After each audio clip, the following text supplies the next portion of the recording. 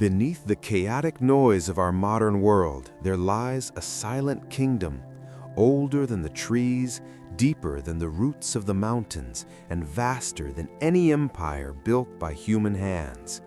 Tonight, we will shrink down to the forest floor, drifting through the mists of time to uncover a secret world that breathes beneath our feet. Close your eyes, let go of the day, and let us descend into the velvet darkness of the earth, where the true guardians of life have been waiting for millions of years. Close your eyes now, and let the heavy curtains of the present world fall away as we begin a journey into the deep and velvet silence of an ancient forest, where the air is cool and smells of sweet, damp earth and the memory of rain. Imagine yourself standing at the edge of a vast woodland in the Pacific Northwest of America, where the trees are so tall they seem to hold up the sky, and the ground beneath your feet is soft with layers of moss that have been growing for centuries. There is no rush here, and there is no noise from the cities or the roads, just the gentle rhythm of the wind moving through the needles of the pine trees and the slow, steady breathing of the living earth. As you take a step forward, you feel the spongy give of the forest floor, a carpet woven from fallen leaves and pine needles, and the slow decay of things that have returned to the soil to feed the roots of the giants standing guard around you. It is a world of greens and browns, of shadows and dappled sunlight filtering through the canopy like gold dust settling on the ferns. You are walking into the home of the silent architects, the unseen builders who have crafted this ecosystem not with stone and mortar, but with patience and chemistry over millions of years. Look down at the ground near the roots of a massive oak tree where the shadows are deepest, and there you will see them, the mushrooms, rising from the earth like small, silent sentinels. They are the fruit of a much larger being, a vast and intricate network hidden just beneath the surface of the soil, a white web of life called mycelium that stretches for miles, connecting every tree and every plant in a silent embrace. These mushrooms are not plants and they are not animals. They are something else entirely, something ancient and mysterious, belonging to a kingdom that existed long before the first human foot ever touched the ground. Notice the way a single mushroom cap catches the light, its surface smooth and cool to the touch, perhaps a deep russet brown or a creamy white, standing perfectly still in the quiet air. It looks fragile, as if a strong wind could knock it over, yet it represents a power that can break down rocks and turn the hardest wood into rich, fertile soil. Think of the history held within this single organism, for it carries the genetic memory of a time when the earth was barren and rock-filled, and it was the fungi that first crept onto the land to chew the stone and create the first layers of soil so that plants could eventually grow. They are the great recyclers, the stewards of life and death, ensuring that nothing in the forest is ever wasted, but rather transformed into something new and vital. As you continue to walk deeper into the woods, the silence seems to deepen, wrapping around you like a warm, heavy blanket, and you feel a sense of profound peace settling in your chest. The air here is rich with oxygen and the scent of petrichor, that earthy aroma that rises after a rain, a smell that is actually created by the activity of soil bacteria and fungi working in harmony. Breathe it in deeply, filling your lungs with this ancient medicine, and let your shoulders drop, let your jaw relax, and let the tension of the day dissolve into the forest floor. You are safe here, surrounded by the watchful presence of the trees and the silent wisdom of the mushrooms. Consider the patience of the mushroom, how it waits underground for weeks or months or even years, gathering its strength and spreading its fine white threads through the darkness, waiting for the perfect moment of temperature and moisture to push its way up into the world of light. It does not hurry, it does not struggle, it simply follows the rhythm of nature, a rhythm that is slow and steady and infinitely calming. In this forest, time is not measured in hours or minutes, but in the slow growth of rings inside a tree trunk and the gradual decomposition of a fallen log. Observe a fallen log near the path, covered in a lush velvet layer of green moss and bracket fungi that fan out like wooden shelves from the bark. These mushrooms are hard and woody, built to last through the winter, slowly breaking down the tough fibers of the dead tree, unlocking the nutrients trapped inside and returning them to the earth to feed the saplings that are just beginning their lives in the shadows.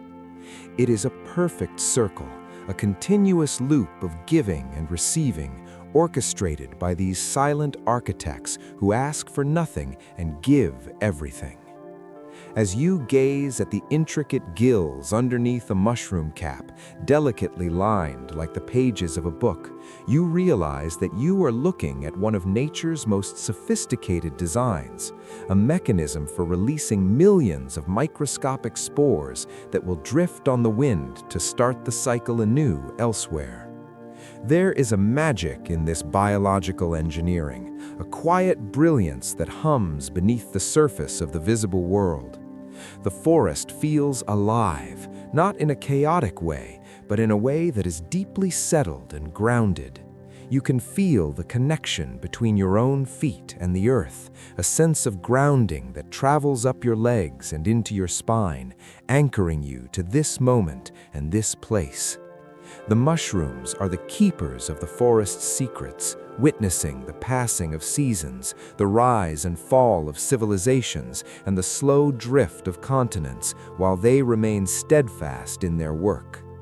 Imagine the millions of tiny threads beneath your boots, the wood-wide web pulsating with chemical signals and nutrients, sharing resources between the strong trees and the weak ones, acting as the forest's neural network. It is a benevolent intelligence, a community of care that exists right under our noses, yet we so rarely stop to acknowledge it. But tonight, you are here, you are witnessing it, and you are part of it. The darkness of the forest is not scary, it is comforting, a womb-like darkness that holds you and protects you, allowing you to rest.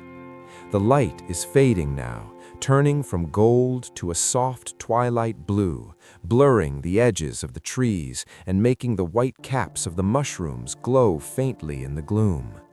It is the time of day when the forest takes a deep breath and settles down for the night, and you are settling down with it.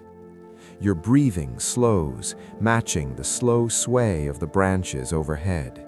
You feel a heaviness in your eyelids, a pleasant weight that pulls them down, urging you to close off the visual world and drift into the world of sensation and imagination. The smell of the earth becomes stronger, more grounding, filling you with a sense of stability and calm. You are walking through a living museum, a gallery of nature's finest work, where every mushroom is a masterpiece of evolution, perfectly adapted to its role in the great web of life. Some are tiny and delicate, hiding under leaves, while others are large and bold, standing proudly in the open. But all of them are connected. All of them are part of the same silent song that has been playing for eons. As the stars begin to blink into existence above the canopy, distinct and bright through the gaps in the leaves, you feel a sense of smallness, but it is a good smallness, a feeling of being held by something much larger than yourself. The problems of the human world feel very far away right now, distant and unimportant compared to the eternal work of the mushrooms and the trees. Here there is only the present moment, the cool air, the soft ground, and the quiet. The architects of the earth have built this sanctuary for you, preparing the air you breathe and the ground you walk on. And now they invite you to rest, to lie down on the soft, mossy bed of the forest floor and let the earth cradle you. Imagine yourself reclining against the trunk of a great ancient tree, its bark rough and solid against your back, while the moss cushions your body like a cloud. You are surrounded by the gentle shapes of mushrooms rising from the leaf litter, silent guardians watching over your sleep. The forest is a safe haven, a place where you can let go of all your defenses and simply be. The silence is not empty, it is full of peace, full of the quiet energy of growth and rest. As you drift deeper into relaxation, you can almost hear the faint whisper of the mycelium underground, a soft humming vibration of life that lulls you deeper and deeper into a state of tranquility. The world of the mushrooms is a world of slow time, where things happen at the speed of life, not the speed of machines. It is a world where patience is rewarded, where silence is power, and where the smallest things can have the biggest impact. You are part of this world now, connected to the earth and the roots and the fungi in a bond that goes back to the very beginning of life. Let this connection ground you, let it soothe you, and let it carry you toward the edge of sleep. The visual of the forest fades slightly, becoming a soft blur of comforting greens and browns as your mind begins to turn inward, embracing the darkness behind your eyes. The silent architects have done their work. They have prepared the way, and now the forest is ready to sleep. And so are you. The night has fully descended, cool and still, and the only sound is the rhythmic beating of your own heart and the phantom whisper of the wind. You are perfectly relaxed, perfectly at ease, sinking deeper and deeper into the velvet embrace of the earth, ready to drift through the mists of time to the ancient past where the giants walked and the world was young. But for now, you simply rest in the care of the silent architects, breathing in the peace, breathing out the worry, waiting for the dreams to come in the safety of the mushroom kingdom. Now let your spirit drift upward and backward, away from the modern forest and away from the world you know, as the clock of the universe begins to unwind in a slow and hypnotic rhythm. Imagine time flowing in reverse like a river returning to its source, washing away the cities and the roads, washing away the great oak trees and the pines, washing away the dinosaurs and the mammals until we arrive at a time nearly 400 million years ago. We have landed gently in the Devonian period, a silent and strange epoch where the earth is still dreaming and the land looks like a landscape from another planet, a world of green and gray where the air is thick and warm and heavy with moisture. You are standing on a vast flat plain that stretches out to the horizon under a sky that is a pale and hazy blue, diffracted by the constant mists that rise from the damp, warming earth. There are no birds singing in the sky, for birds do not yet exist, and there is no rustling of leaves from high branches, for there are no tall trees yet, only low carpets of mosses and liverworts and primitive ferns that brush against your ankles as you walk. It is a quiet world, a hushed world, where the only sounds are the soft hiss of the wind moving over the flatlands and the occasional drip of water falling from a heavy frond. But as you look across this primeval landscape, your eyes are drawn to something incredible, something that defies everything you know about the scale of nature. Rising from the mist like ancient stone obelisks or silent watchtowers are the giants of this age, the Prototaxites. These are not trees, for wood has not yet conquered the sky, but rather they are massive, towering mushrooms, living pillars of fungi that stand 24 feet tall, reaching up towards the prehistoric sun. Imagine walking towards one of these giants, feeling the ground soft and spongy beneath your bare feet, a mixture of mud and ancient peat that holds the warmth of the day.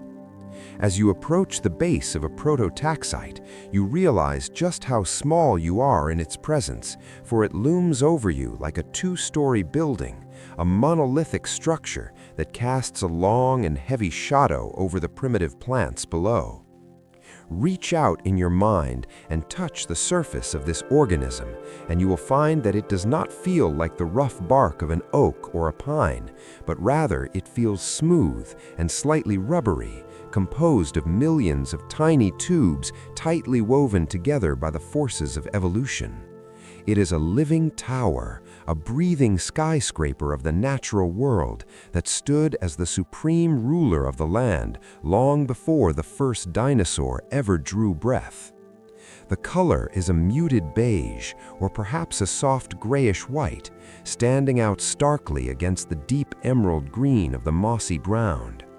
Walk among them now, wandering through a forest of these fungal spires that stretches for miles, a cathedral of silence where the pillars are not made of stone but of life itself.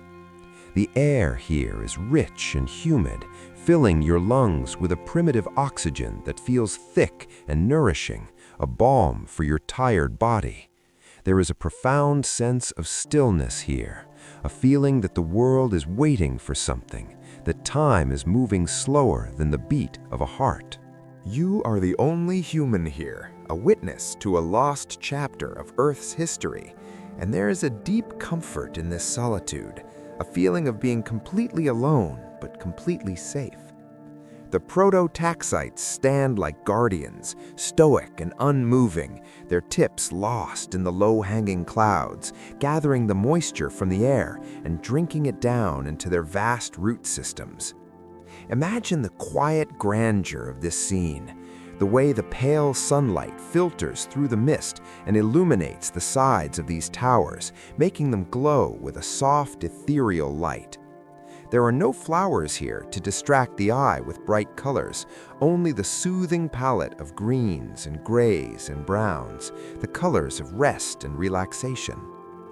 You can feel the age of this place, the weight of 400 million years pressing down gently on the earth, settling everything into a state of deep hibernation. As you walk between the towers, you might see small, primitive insects scuttling near the base, tiny millipedes and mites that are the only other inhabitants of this quiet kingdom. But they do not disturb you, they simply go about their business in the shadow of the giants. The wind picks up slightly, causing the mist to swirl around the base of the mushrooms, creating a dreamlike atmosphere where the ground seems to float and shift.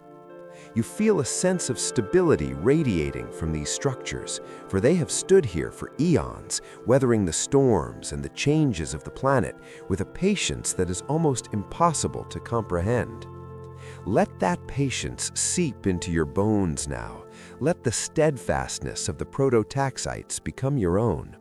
You do not need to move. You do not need to think. You only need to stand and be, just like these ancient mushrooms. The world around you is simple, uncomplicated, and peaceful, a place where the stress of modern life has no meaning and no power. Imagine sitting down at the base of one of these 24-foot towers, leaning your back against its smooth, sturdy trunk, feeling the vibrations of the ancient earth humming against your spine. The giant fungus supports you, holding you upright while your muscles begin to loosen and melt into the ground. Above you, the tip of the tower pierces the fog, connecting the earth to the sky, a bridge between the soil and the heavens. It is a world before noise, a world before chaos, where the dominant energy is simply existence. Breathe in the damp, earthy air, smelling the raw potential of the soil, the scent of creation itself. It is a heavy, drowsy scent that makes your eyelids feel weighed down, as if gravity is pulling them gently closed. The landscape stretches out endlessly in every direction, a repetitive, soothing pattern of moss and mushroom, vanishing into the white haze of the horizon. There is nowhere else you need to be. There is nothing else you need to see. You are perfectly content here in the shadow of the Prototaxites, protected by their size and their silence. Think of how long they reigned over the earth, millions of years of quiet dominance, growing slowly, silently, peacefully, without any competition from the trees. They are the elders of the planet, the great-grandfathers of the forest, and they welcome you into their fold with a silent embrace. As the prehistoric sun begins to dip lower in the sky, casting long, creeping shadows across the mossy plains, the temperature drops slightly, becoming a comfortable cool that makes you want to curl up and rest.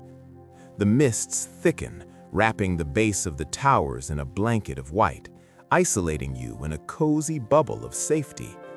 You watch as the light changes from a pale yellow to a soft twilight purple, the colors of the Devonian sunset washing over the strange landscape.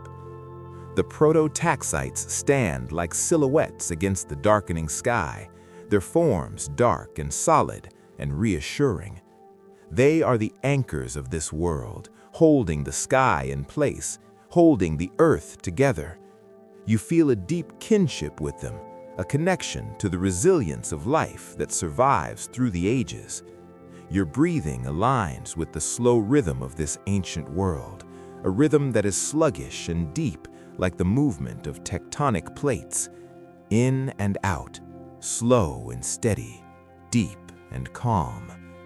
The silence is absolute now. Not even the wind is blowing, and the stillness rings in your ears like a lullaby. You are traveling through deep time, floating in the ocean of history where the waves are gentle and the currents are warm. The image of the giant mushrooms becomes a focal point for your mind, a totem of strength and stillness that you can hold on to as you drift towards sleep. They are the watchers, the silent giants who saw the world when it was young and who now stand guard over your dreams.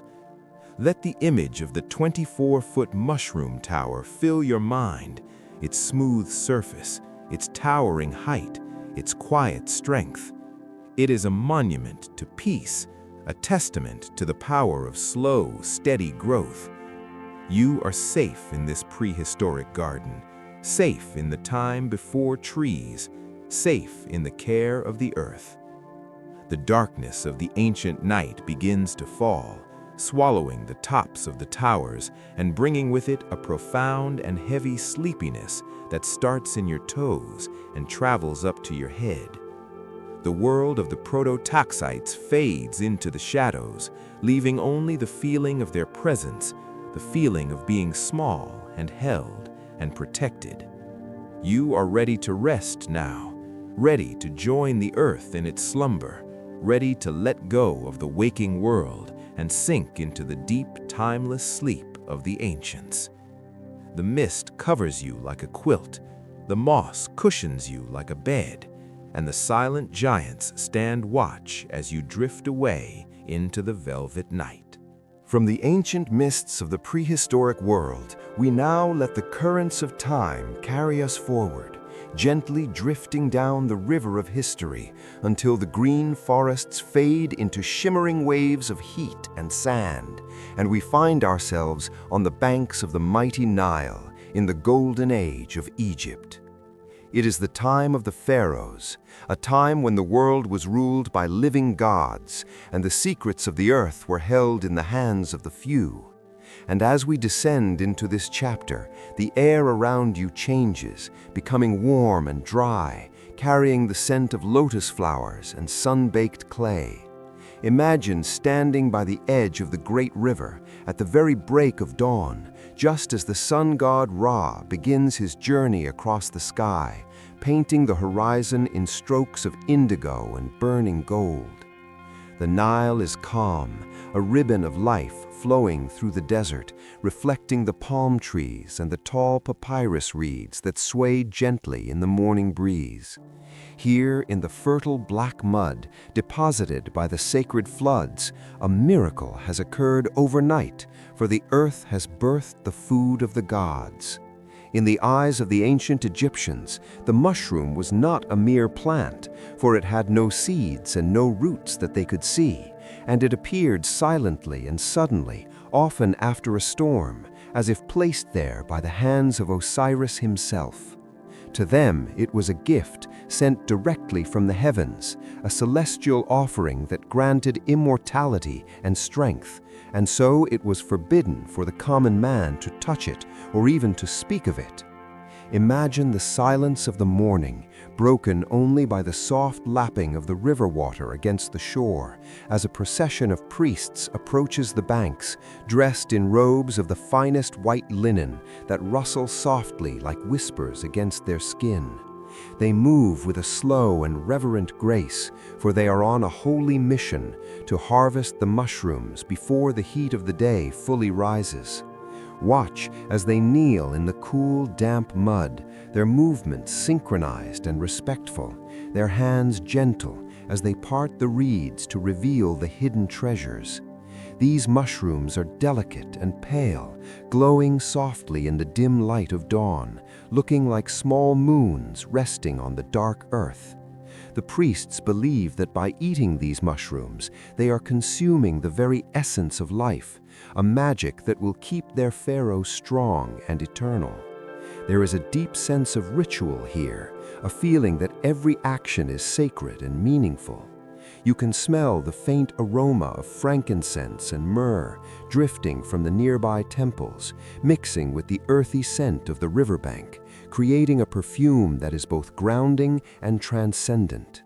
The baskets they carry are woven from gold and reeds, lined with silk to cradle the delicate fungi, and one by one, the mushrooms are lifted from the soil and placed inside. There is no chatter, no unnecessary noise, just the quiet focus of devotion.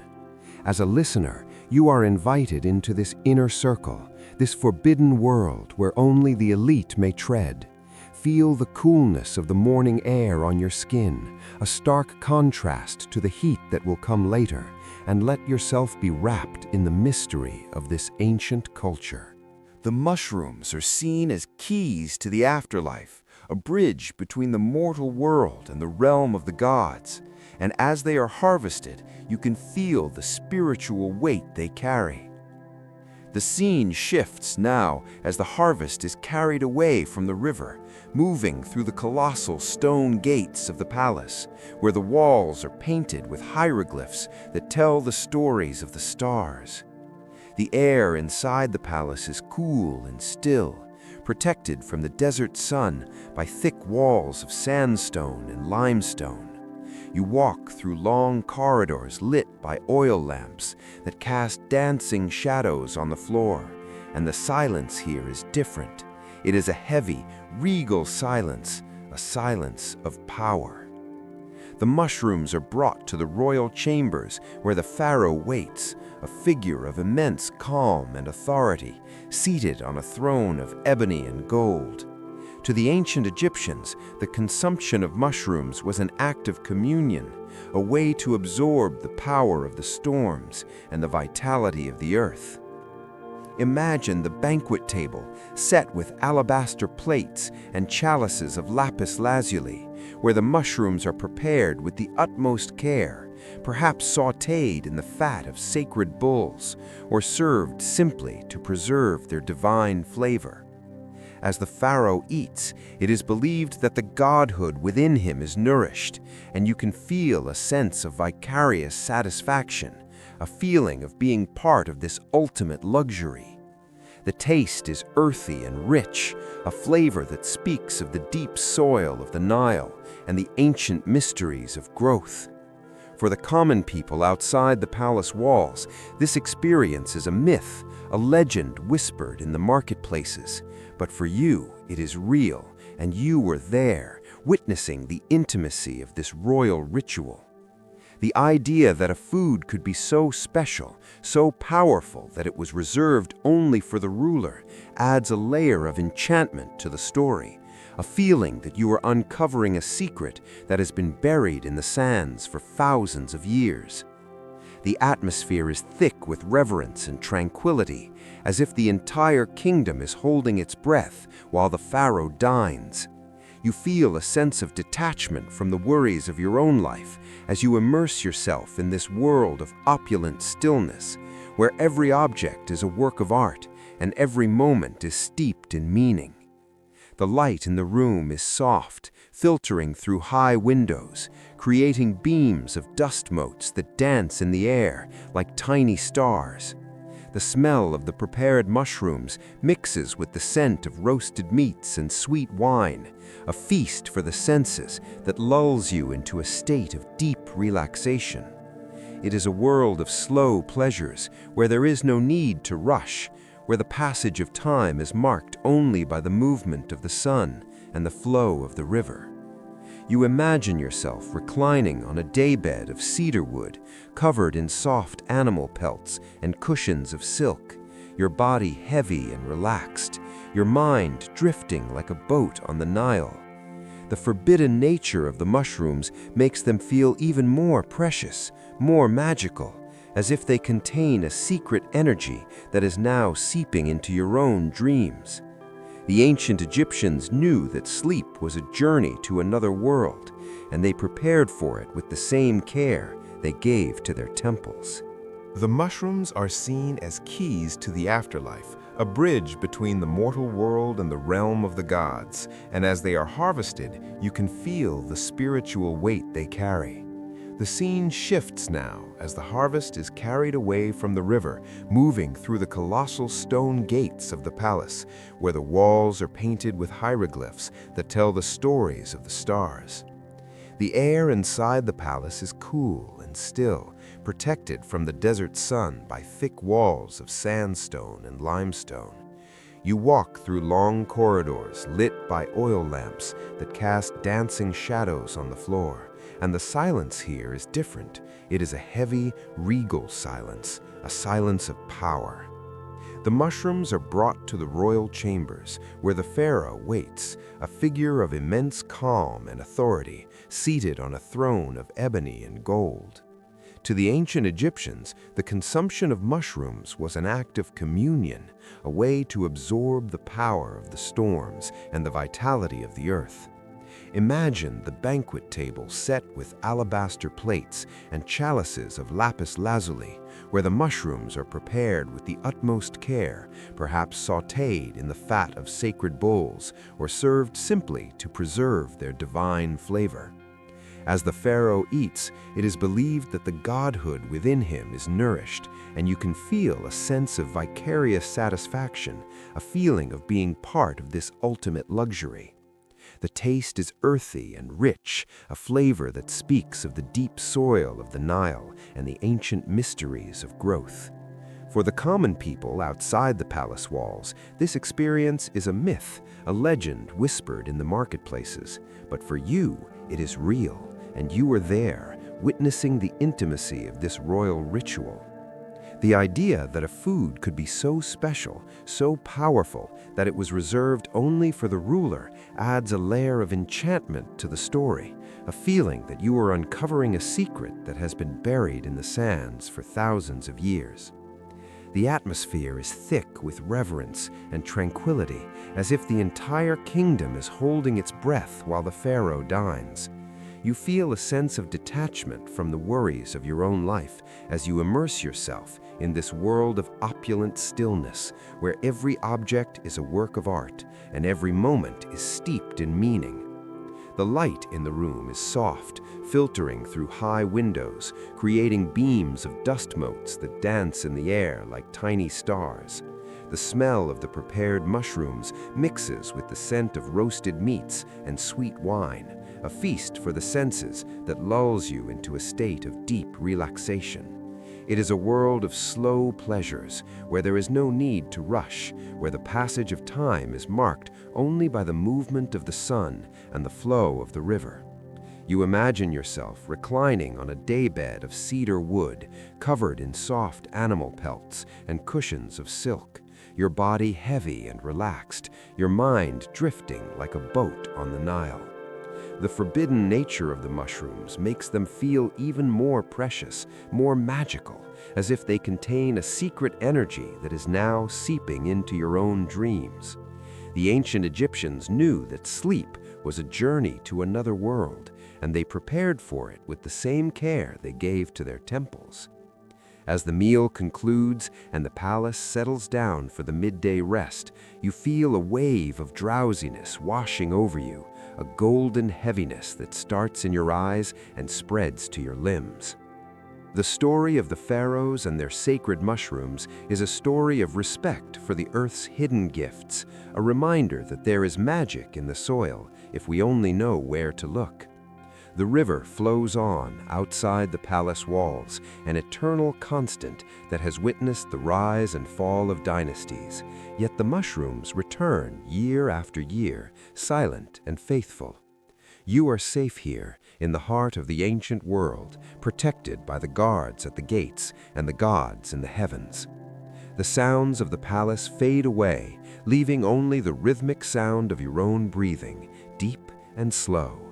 You are floating on the concept of exclusivity, of being one of the chosen few who understands the true value of the silent kingdom. The luxury of the scene soothes you, the gold and the linen and the cool stone acting as a balm for your weary mind. Let the image of the sacred mushroom glowing in the dawn light stay with you, a symbol of quiet power and hidden potential. The desert wind whispers outside, carrying the secrets of the sands, and the river hums its lullaby, a song that has been sung for millennia. You are drifting deeper now, sinking into the plush cushions of history, feeling the warmth of the Egyptian sun fading into the cool embrace of the night. The food of the gods has been served, and the world is at peace. There is nothing left to do but to close your eyes and let the currents of the Nile carry you away to the land of dreams, where the pharaohs still rule and the mushrooms still hold the secrets of immortality. It is a deep and restful sleep, a sleep fit for a king, a sleep that restores and renews, just as the floodwaters renew the land. And so we leave the golden halls of Egypt, leaving the sacred harvest in the hands of the priests, and we drift further into the comfort of the dark, ready for the next step of our journey. But for now, we rest in the shadow of the pyramids, under the watchful eye of the stars, surrounded by the quiet majesty of the Nile. From the sun-drenched banks of the Nile, we now travel forward in time and northward in space, leaving the heat of the desert behind to enter the cool and shadowy realm of a deep, temperate forest in the middle of a moonless night. Imagine that the sun has long since set, and the canopy of ancient oak and beech trees is so thick that it blocks out the stars, leaving the world below wrapped in a blanket of absolute darkness, an obsidian velvet that is soft and all-encompassing. You are no longer a pharaoh in a palace, but a weary traveler in an age before electricity, before flashlights, and before street lamps, walking through the woods with only the rhythm of your own footsteps to keep you company. The air is crisp and smells of damp pine needles and the rich decay of autumn leaves, a scent that is clean and grounding. It is a time when the night was truly dark, a time when the forest held secrets that could only be revealed when the rest of the world was asleep. As you walk carefully over the soft earth, your eyes strain against the blackness, seeking a path, seeking a sign, seeking comfort in the void. And then, slowly, as your vision adjusts to the lack of light, you begin to see it, a faint, ghostly glow rising from the forest floor, like a whisper made of light. It starts as a dim speck in the distance, a trick of the eye, perhaps, but as you move closer, the specks multiply and grow brighter until you realize that the ground itself is illuminated with a soft, spectral fire. This is not the warm, flickering orange of a campfire, nor the harsh white beam of a machine, but a cool, steady luminescence that seems to breathe with the forest. You have stumbled upon the phenomenon of foxfire, the bioluminescent mushrooms that act as the lanterns of the forest, guiding the way for the creatures of the night. Imagine the wonder of an ancient traveler seeing this for the first time, standing in awe before a rotting log that is ablaze with a neon green or a haunting teal light. It looks as if the stars have fallen from the sky and buried themselves in the wood, or as if the spirits of the trees have awakened to keep watch over the dark. The source of this magic is the honey mushroom, or perhaps the bitter oyster, tiny fungi that contain a chemical secret, a mixture of luciferin and oxygen that creates light without heat, a cold fire that burns but does not consume.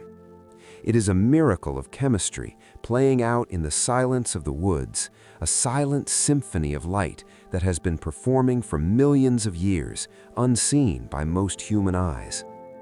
As you stand there in the stillness, the light seems to beckon you, inviting you to come closer, to sit down and to rest in its gentle radiance. The glow is not blinding, it is soothing, a soft, diffuse illumination that softens the sharp edges of the world and turns the forest into a dreamscape. You can see the intricate patterns of the bark on the fallen log, highlighted by the fungal glow, tracing the veins of the wood like a map of a hidden city. The silence of the forest is profound here, broken only by the occasional hoot of an owl or the rustle of a mouse in the leaves, sounds that only deepen the sense of peace. The foxfire does not flicker, it holds steady, a constant companion in the lonely night. To the ancient people, this light was a mystery, a sign of the fairy realm or a guide left by the ancestors. But to you, it is a reminder that even in the deepest darkness, there is light to be found. Imagine sitting on a mossy stone near the glowing log, letting the green light wash over you like a bath. It feels magical, as if you have stepped into a storybook, a world where the rules of reality are suspended and anything is possible. The light is hypnotic, drawing your attention away from your thoughts, away from your worries, and anchoring you in the present moment. You watch the way the glow wraps around the curves of the mushrooms, highlighting their gills and their caps, making them look like tiny underwater creatures floating in the sea of the night.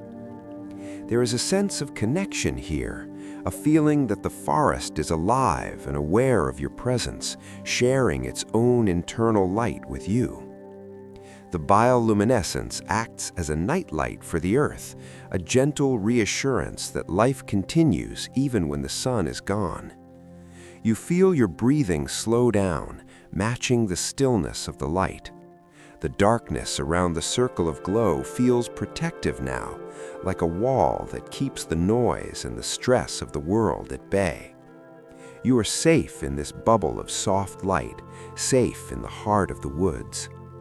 The visual of the glowing mushrooms is etched into your mind, a beautiful and surreal image that pushes away the chaotic images of the day.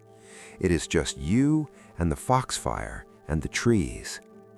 The air is cool on your cheeks, but your body feels warm and heavy, ready for sleep.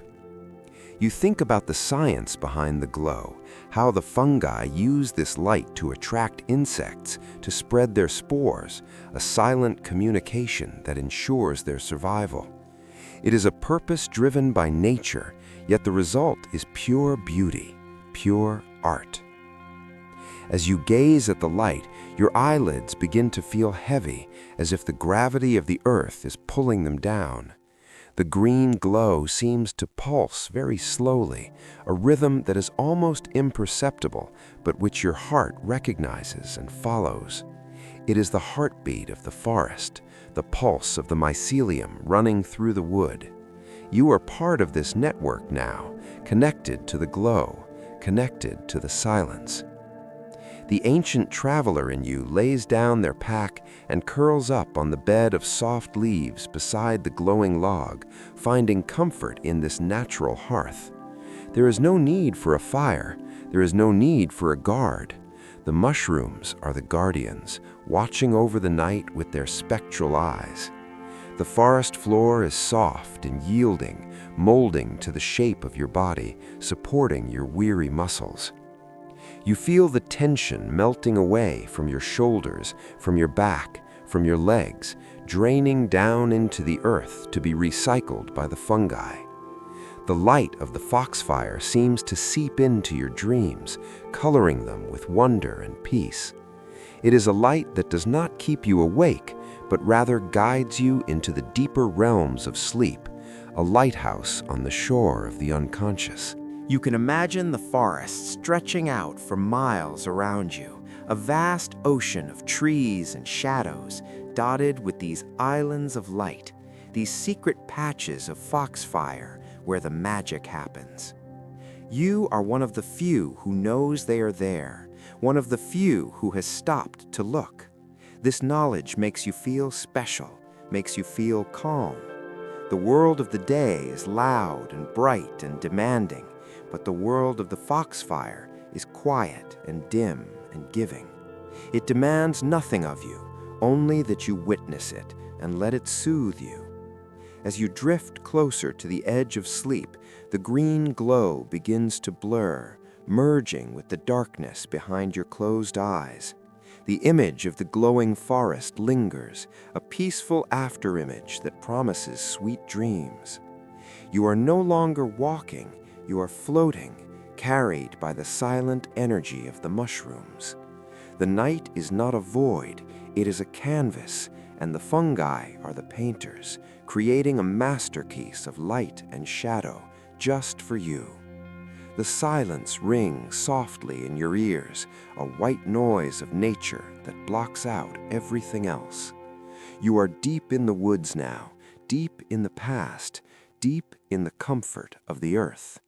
The foxfire burns on, a cold, eternal flame that will light the way for you through the night. Sleep comes easily here. Sleep comes naturally.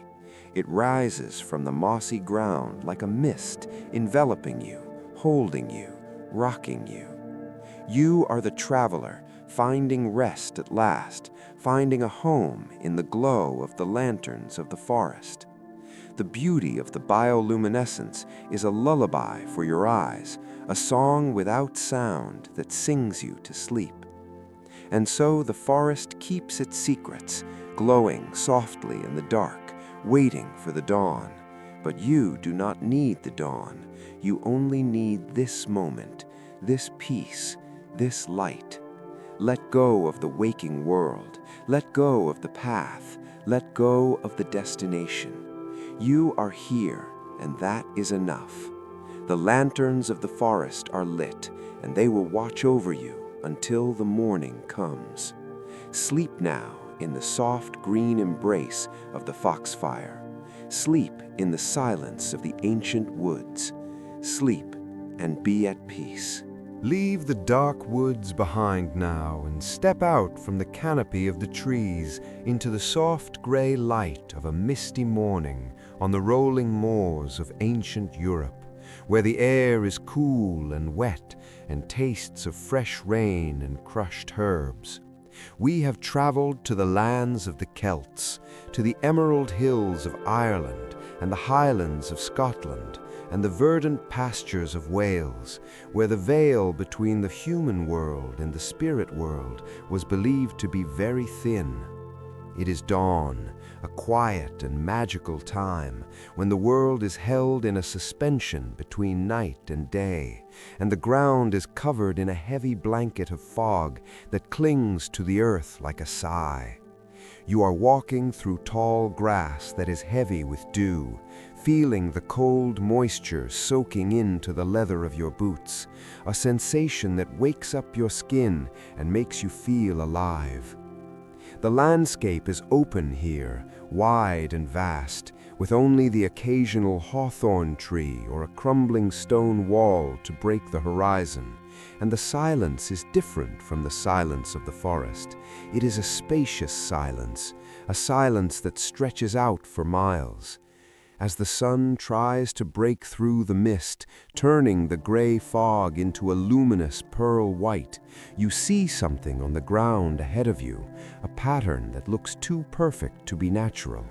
It is a circle, a perfect ring of pale mushrooms growing in the grass, like a necklace of pearls left behind by the night. These are the fairy rings, the subject of whispers and legends for thousands of years, the mysterious circles that appear overnight and spark the imagination of every passerby. In the medieval mind, the world was full of magic, and these rings were the dance floors of the Fae, the places where the little people held their midnight revels under the light of the moon. Stand at the edge of the circle now and look at it closely, observing the way the mushrooms are spaced with an uncanny precision, as if measured by invisible hands. Inside the ring, the grass is often a deeper, darker green, growing taller and lusher than the grass outside, a sign that there is a powerful energy at work here. To the Druids, the ancient priests of nature, these circles were sacred, not to be feared, but to be respected as signs of the earth's fertility and the cyclical nature of life. They saw the circle as the symbol of eternity, having no beginning and no end, a representation of the soul's journey and the turning of the seasons. Imagine the reverence of a shepherd stumbling upon this ring in the quiet of the morning, pausing to tip his hat to the unseen forces that govern the fields. There is a hush around the ring, a zone of quietude, where the wind seems to drop and the birds cease their singing. You feel a gentle pull, a temptation to step inside the circle, to cross the boundary from the mundane world into the enchanted one. In folklore, stepping into the ring could mean losing track of time, sleeping for 100 years and waking up in a different age. But here, in this story, the ring is a sanctuary, a place of deep restorative rest. Imagine that you are stepping over the line of mushrooms, entering the center of the circle, where the energy is calm and grounded. As you stand in the center, you feel a sense of protection rising up around you, as if the mushrooms are standing guard, holding the space for you.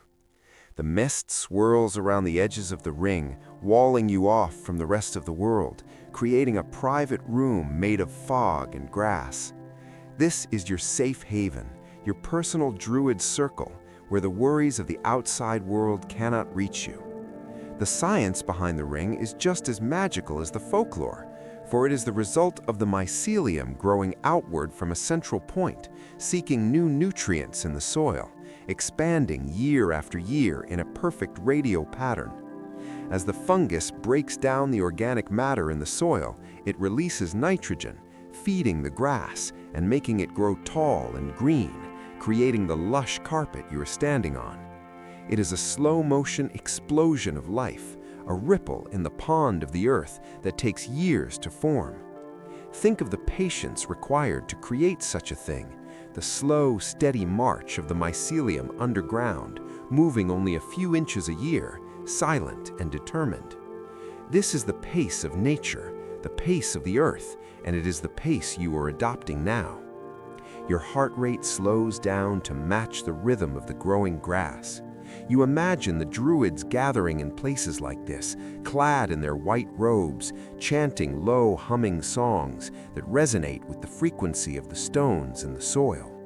They understood that everything is connected, that the mushroom is connected to the grass, and the grass is connected to the sheep, and the sheep is connected to the stars. You are part of this great web of connection, feeling the support of the ground beneath your feet. The air in the circle feels cleaner, purer, charged with negative ions from the morning dew. You take a deep breath, filling your lungs with the essence of the moors, the smell of wet wool and peat and wildflowers. It is a comforting smell, a smell of home and hearth and history. You decide to lie down in the center of the fairy ring, curling up on the thick, dark green grass that feels like a luxury mattress beneath you. The ground is cool, but your body is warm, wrapped in a heavy cloak of wool that keeps the chill at bay. The mushrooms surround you like a tiny fence, a magical barrier that says only peace may enter here. As you lie there, looking up at the sky, the mist begins to thin slightly, revealing the pale blue of the morning sky and the faint outline of the sun. The light is soft and diffused, casting no harsh shadows, only a gentle illumination that rests easily on your eyes. You feel a sense of timelessness here, as if you could sleep for 100 years and it would only feel like a moment. The folklore says that if you listen closely within a fairy ring, you can hear the heartbeat of the earth. Press your ear to the ground and listen.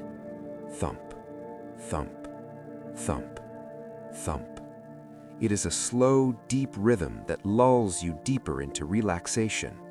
The stories of the fairies and the elves are not scary stories. They are stories of wonder, of a world that is bigger and more mysterious than we can understand. They remind us that there is magic in the everyday, that a simple mushroom can be a doorway to a dream. You feel a heaviness in your limbs, a pleasant lethargy that makes it impossible to move, and you do not want to move.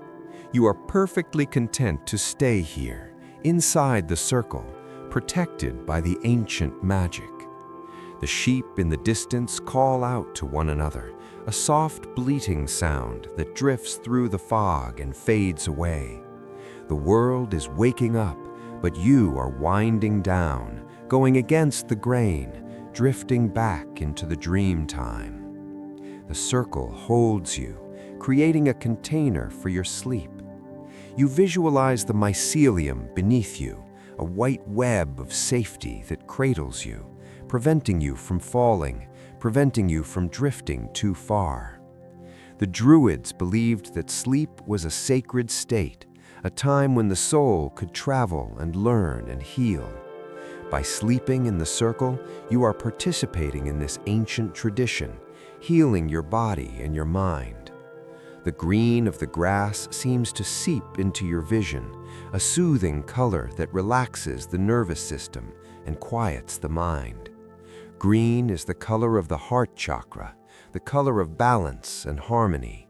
You are balanced, you are harmonious, you are at peace. The mushrooms stand like little statues, silent and white, glowing softly in the mist. They are the witnesses to your rest, the guardians of your sleep. As the fog begins to roll back in, thickening again, covering the sun and wrapping the world in gray cotton, you feel a sense of closure. The outside world has vanished completely now, leaving only you and the circle. The isolation is blissful, a true escape from the demands of modern life. There are no phones here, no clocks, no deadlines, only the dew and the grass and the mushrooms.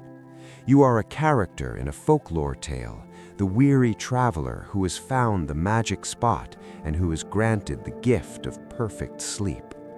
The mist feels like a cool cloth on your forehead, soothing any tension, wiping away any frown lines. Your face is smooth and relaxed, your jaw is loose, your hands are open. You are surrendering to the power of the ring, surrendering to the earth. The magic is real because the feeling of peace is real. The fairy ring has done its work. It has created a sanctuary for you, a place where you can be vulnerable and safe at the same time. The ancient whispers of the Druids fade into a soft hum, a lullaby that blends with the wind. You are drifting, floating, sinking into the lush green earth. The circle is complete. The cycle is complete. You are home. Sleep now in the center of the ring. Sleep in the heart of the mystery. Sleep in the arms of the ancient world. The fairies will not disturb you. They will only watch and wonder at the peace you have found. The morning mist holds you in a suspended state of grace where dreams are waiting to welcome you. Deep sleep is coming. Deep sleep is here, inside the Druid's circle. From the misty moors of the west, we now travel on the wings of the wind across the vast continents, crossing the great deserts and the high plateaus until we arrive in the mystical heart of the ancient East, specifically the high, misty mountains of China and Japan. Imagine yourself standing at the foot of a majestic mountain range where the peaks are so high they are constantly shrouded in clouds, known as the cloud forest, where the air is thin and pure and cold. This is the land of the Taoist sages and the Zen monks, the hermits who left the busy world of the cities behind to seek the secrets of longevity and enlightenment in the silence of the wilderness. As you ascend the winding stone path carved into the side of the mountain centuries ago, you're surrounded by twisted pine trees that cling to the cliffs, their roots gripping the rocks like the hands of old men, and the bamboo groves that whisper and creak in the wind. The atmosphere here is one of profound reverence, a feeling that you are entering a sacred space where the spirits of the ancestors and the spirits of the land are one. In these mountains, hidden among the shadows of the hemlock and the rotting trunks of fallen plum trees, grows a mushroom that has been revered for over 2,000 years, a mushroom known as the Reishi or Lingji, the mushroom of immortality. It does not look like the soft, edible mushrooms of the valley. Instead, it is hard and woody, with a shiny, varnished surface that looks like lacquered wood, often in shades of deep red and burnt orange and black. To the ancient healers and emperors, this was not merely food, it was a spiritual medicine, a bridge between the earth and the heavens, a substance that could nourish the spirit and calm the mind. Imagine an old sage with a long white beard and robes that flow like water, moving slowly through the forest, his eyes scanning the base of the ancient trees with a gentle focus. He is not in a hurry, for he lives by the rhythm of the mountain, where time is measured not in hours, but in seasons and lifetimes. When he finds the reishi growing on an old stump, he bows slightly in gratitude, acknowledging the gift before carefully harvesting it. You follow him as he carries his treasure back to his small hermitage, a simple wooden hut perched on the edge of a cliff overlooking a sea of clouds. The hut is sparse and clean, smelling of old wood and incense and the smoke from a small charcoal fire that burns in the hearth. This is a place of absolute simplicity, where the complexities of life were stripped away, leaving only what is essential. The sage prepares the mushroom not for a meal, but for a tea, slicing the hard, woody cap into thin strips with a sharp knife, the sound of the blade against the mushroom echoing softly in the quiet room. He places the slices into an iron kettle filled with water from a mountain spring, water that is cold and clear and full of the minerals of the rocks. As the kettle sits over the fire, the water begins to heat up, and soon a gentle steam begins to rise, filling the small room with a rich, earthy aroma that is slightly bitter and woody, a scent that smells like the forest floor itself, distilled into a vapor. This is the scent of medicine, the scent of health, the scent of the earth's deep wisdom.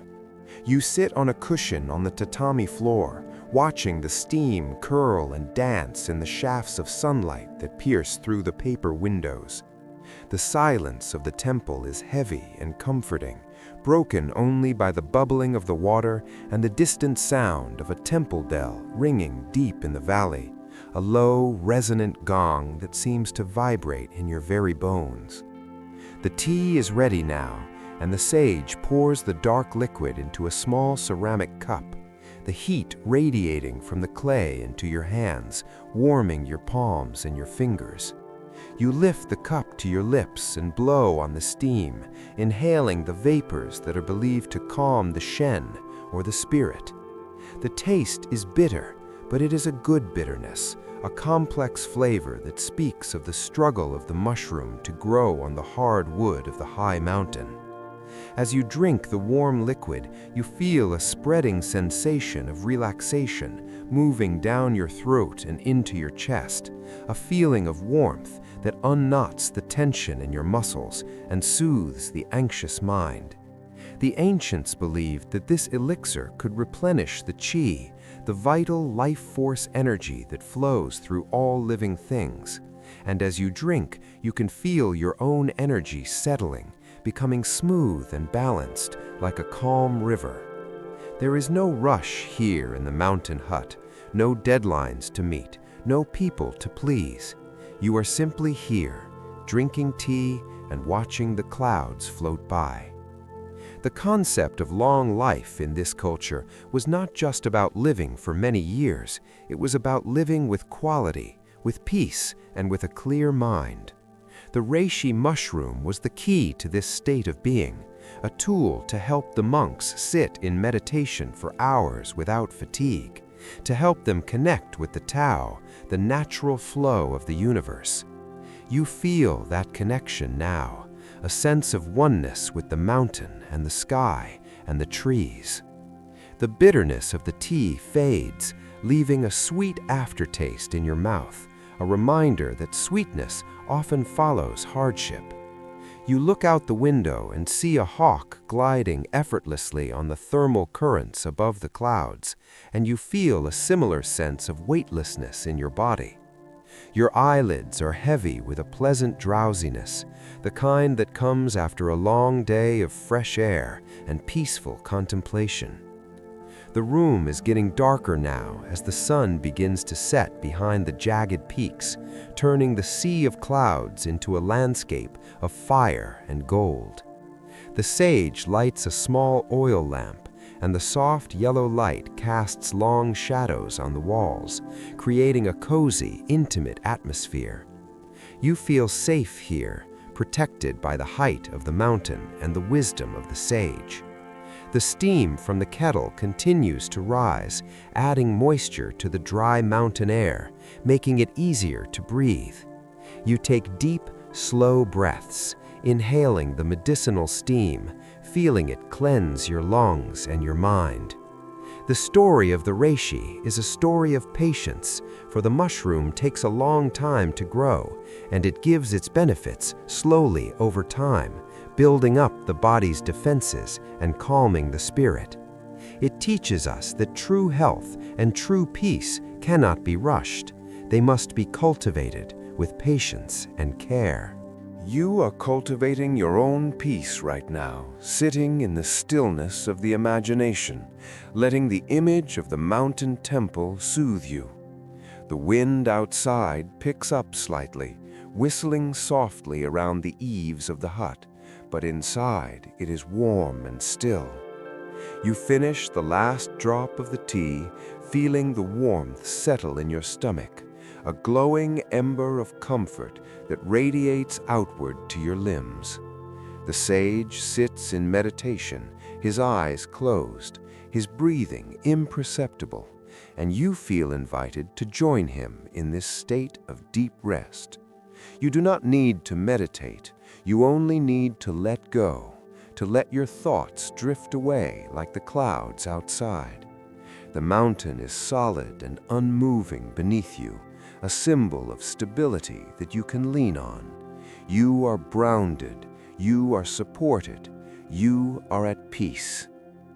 The ancient wisdom of the East tells us that the best way to live is to be like water, flowing around obstacles, adapting to change, but always seeking the lowest point, the point of rest.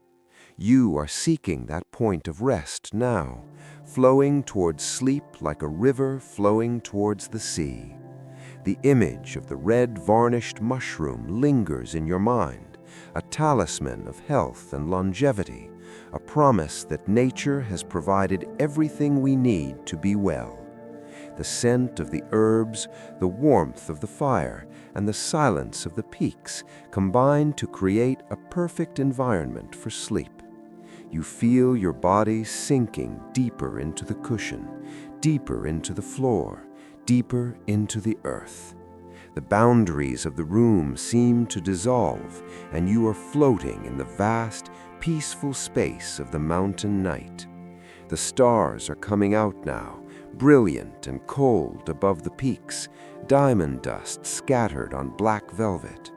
You are alone, but you are not lonely. You are in the company of the wise ones who have sat here for thousands of years. The elixir of long life is not just a mushroom. It is this moment of perfect peace, this moment of surrender to the night. Your breath is slow and deep, matching the rhythm of the universe. The darkness is a friend, a cloak that wraps around you and keeps you warm. You are ready to leave the mountain temple now, ready to drift into the world of dreams, carrying with you the calm and the strength of the Reishi. Sleep is the ultimate medicine, the ultimate restorative, and you are taking it now in deep drafts. The mountain fades, the sage fades, the tea fades, leaving only the feeling of warmth and the heavy comfort of sleep.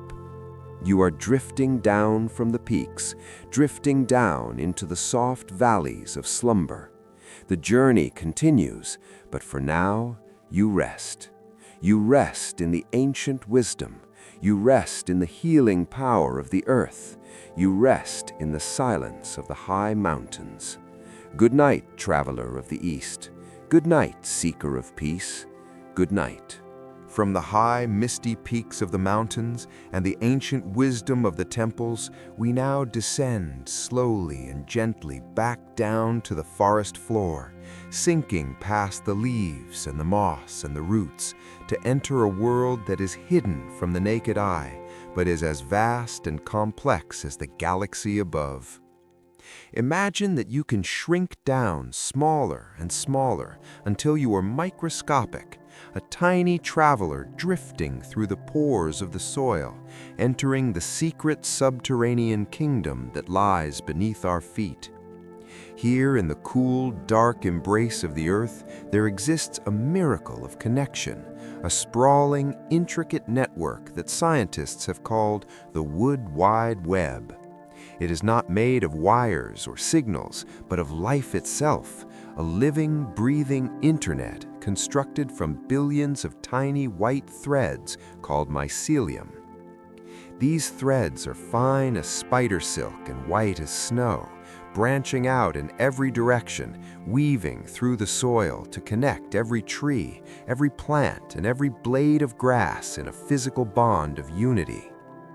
As you float through this underground universe, you see the mycelium glowing with a faint ethereal light, pulsing with the energy of life, like the neural pathways of a giant brain. This is the true body of the mushroom, for the part we see above ground is merely the fruit, while here below lies the ancient intelligence that sustains the forest. Imagine the sheer scale of this network, for in a single teaspoon of healthy soil, there can be miles of these fungal threads stretched out and waiting. You are witnessing the greatest communication system on Earth, a silent language that has been spoken for millions of years. Listen closely with your inner ear, and you might hear the hum of this connection, the gentle vibration of trees talking to one another through the fungi. It is a language of chemistry and nutrients, a language of care and cooperation. See the roots of a massive mother tree, an ancient giant that has stood for centuries, and watch as its roots intertwine with the white threads of the mycelium. The tree has captured the energy of the sun, turning it into sweet sugar, and now it shares this bounty with the mushrooms, pumping the liquid energy down into the web. In return, the mushrooms have mined the soil for minerals, for phosphorus and nitrogen, dissolving rocks and pebbles to gather the nutrients that the tree cannot reach, and they trade these gifts in a perfect reciprocal exchange. It is a relationship of love and support, a partnership that ensures the survival of both. But the magic goes deeper than simple trade, for the network also allows the trees to care for one another. Imagine a small sapling growing in the deep shade of the canopy, struggling to find enough light to survive. It is too small to feed itself, but it is not alone. Through the mycelial network, the mother tree senses the need of the little one and sends excess sugar through the fungal threads, pumping life and energy into the sapling, keeping it alive until it is tall enough to reach the sun. This realization fills you with a profound sense of comfort, a feeling that the world is not a cold and competitive place, but a supportive community where the strong help the weak and no one is truly left alone. You feel a wave of emotion washing over you, a sense of oneness with this benevolent system. You are not separate from nature. You are part of it, woven into the same web of life that connects the oak to the pine and the mushroom to the soil. The boundaries between you and the earth begin to dissolve, melting away in the warmth of this realization. You feel the ground beneath you, not as a solid, dead thing, but as a living cradle that holds you and supports you. The mycelium is like a safety net, catching you and holding you up, ensuring that you never fall. The darkness of the underground is not scary. It is cozy and protective, like a warm blanket pulled up to your chin. You are safe here, in the womb of the earth, surrounded by the silent pulse of connection. Think of the information passing through these threads, the warnings of pests, the signals of drought, the messages of the seasons, all moving silently under your feet. It is a benevolent intelligence that watches over the forest, and by extension, watches over you. As you drift through this white web, you feel a sense of belonging that is deep and ancient. You realize that you too are connected to this web, that the atoms in your body are the same atoms that make up the trees and the fungi. You are made of stardust and soil, and you are home.